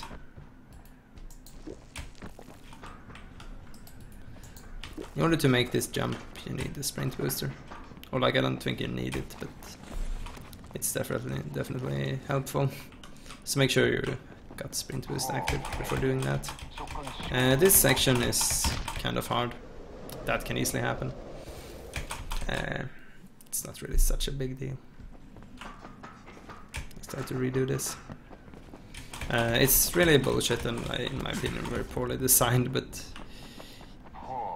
I don't know, I can't give strats for this, just mash space and hope you don't die. Wow, I usually never die here, but whatever.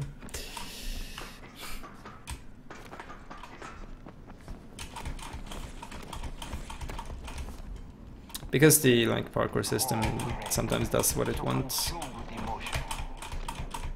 Like it's really trying to make the game do what you want is, in my opinion, no use. So just mash space and hope that like it does something good.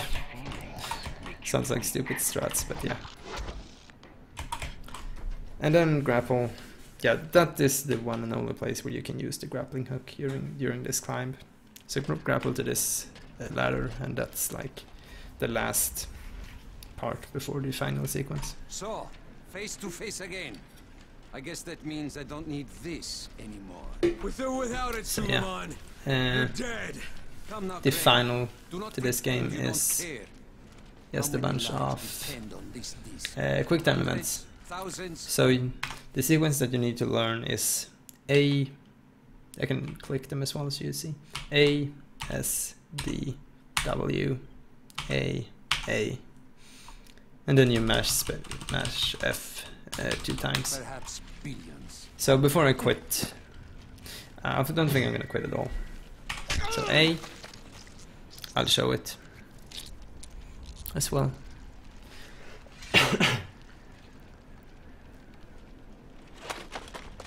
You are right about one thing, Crane.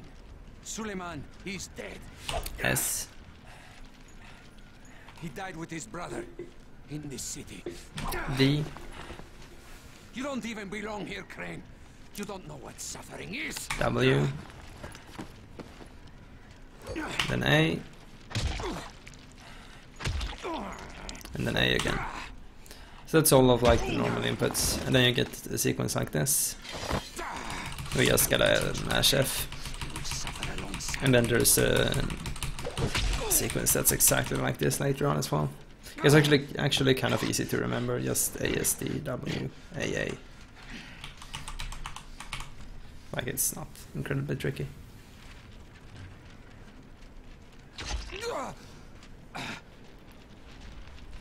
Yes.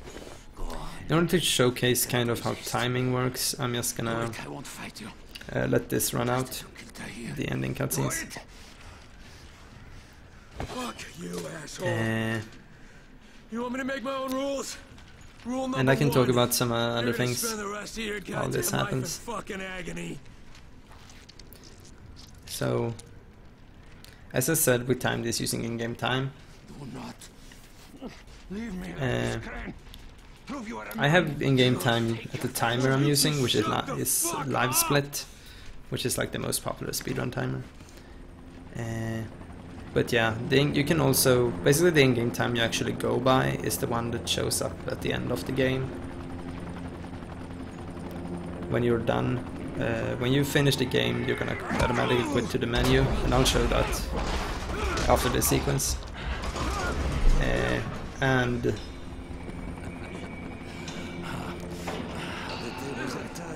in the blink of an eye. If I were trapped in Haran, how can I explain it? Yeah, as you're done with the game and it takes you to the menu, you go back and you check the in-game time for the specific save file, and that will show you like the finished time of your run. But also you can have in-game time in Livesplit, so you can have splits with times as well. and I will make your death painless. Resist.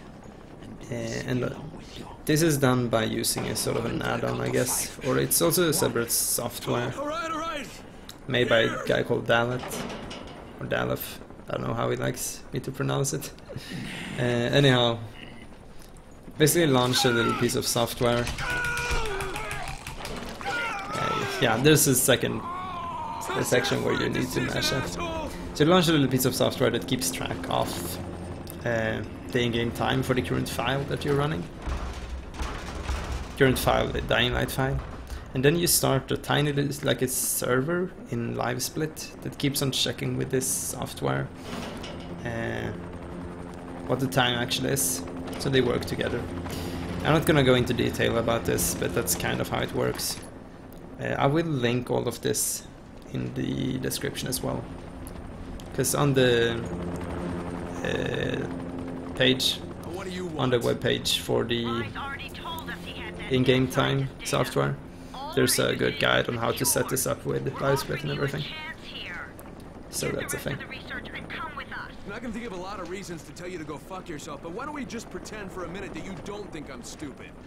You need the cure. It's here, in the city, somewhere. And as long as it is, you won't try to pull any ministry-style bullshit.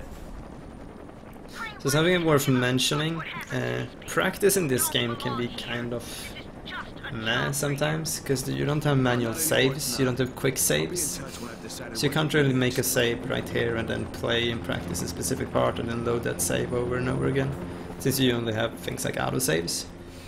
However, there is a mod that I would say is really good for practice.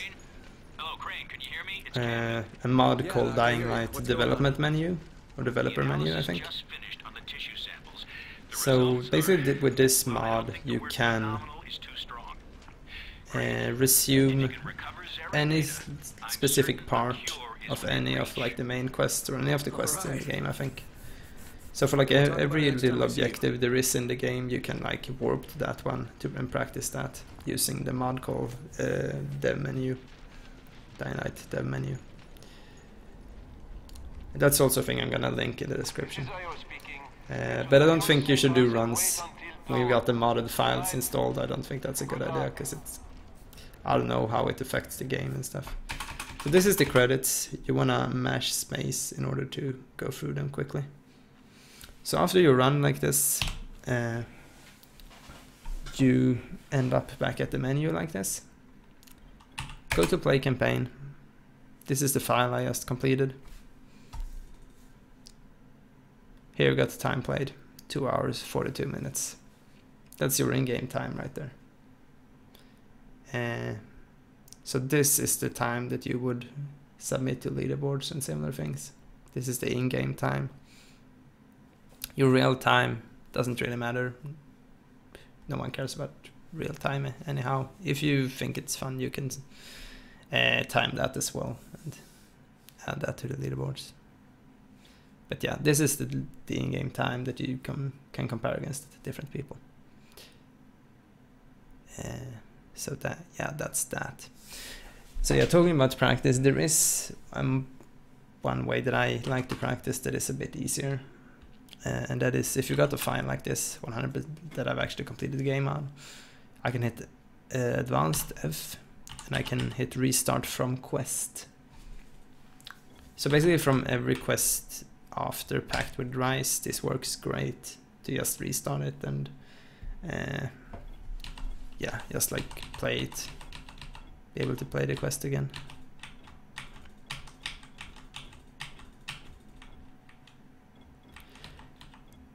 Also some of these, like you could practice the certain tricks and certain parts in like the first quests as well. But yeah, the thing when you restart from a quest is that you have all the items that you had when you finished the game. And for example, for first assignment, you're supposed to go and get some of these items. So therefore it might not be working that great to practice using that. But yeah, as I said, if you want to get more specific, because like you might not want to go through the entirety of public phase, for example, you just want to do like this, the escape from the building or something like that. You can use the mod called Dying Light Development Menu or Developer Menu to like get to a specific, just a specific objective and practice that.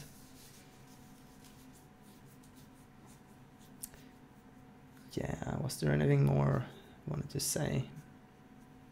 Yeah, I guess if there's any questions, a guide like this, I might have been very unclear for certain things. There might be questions about, I don't know, things I didn't bring up in the tutorial here, or something you just don't really understand how I do, how it's done. If you have an idea for a strat that would be faster or something, please let me know. You can leave a comment on this YouTube video, or you could send me a message on something like on Twitch, I guess. My Twitch channel is probably somewhere. It's probably also in the description and on my channel or somewhere. It's the same name as in YouTube. So yeah, if you don't want to comment if it's something, I don't know, you could send me a message there as well. But this is just to put a comment on this video, I guess. And then I just want to encourage people to learn this game. Like, learn this game, run it a bit, it's fun. Let me know if you ever want to race it or something. I'm always up for that kind of stuff. So yeah,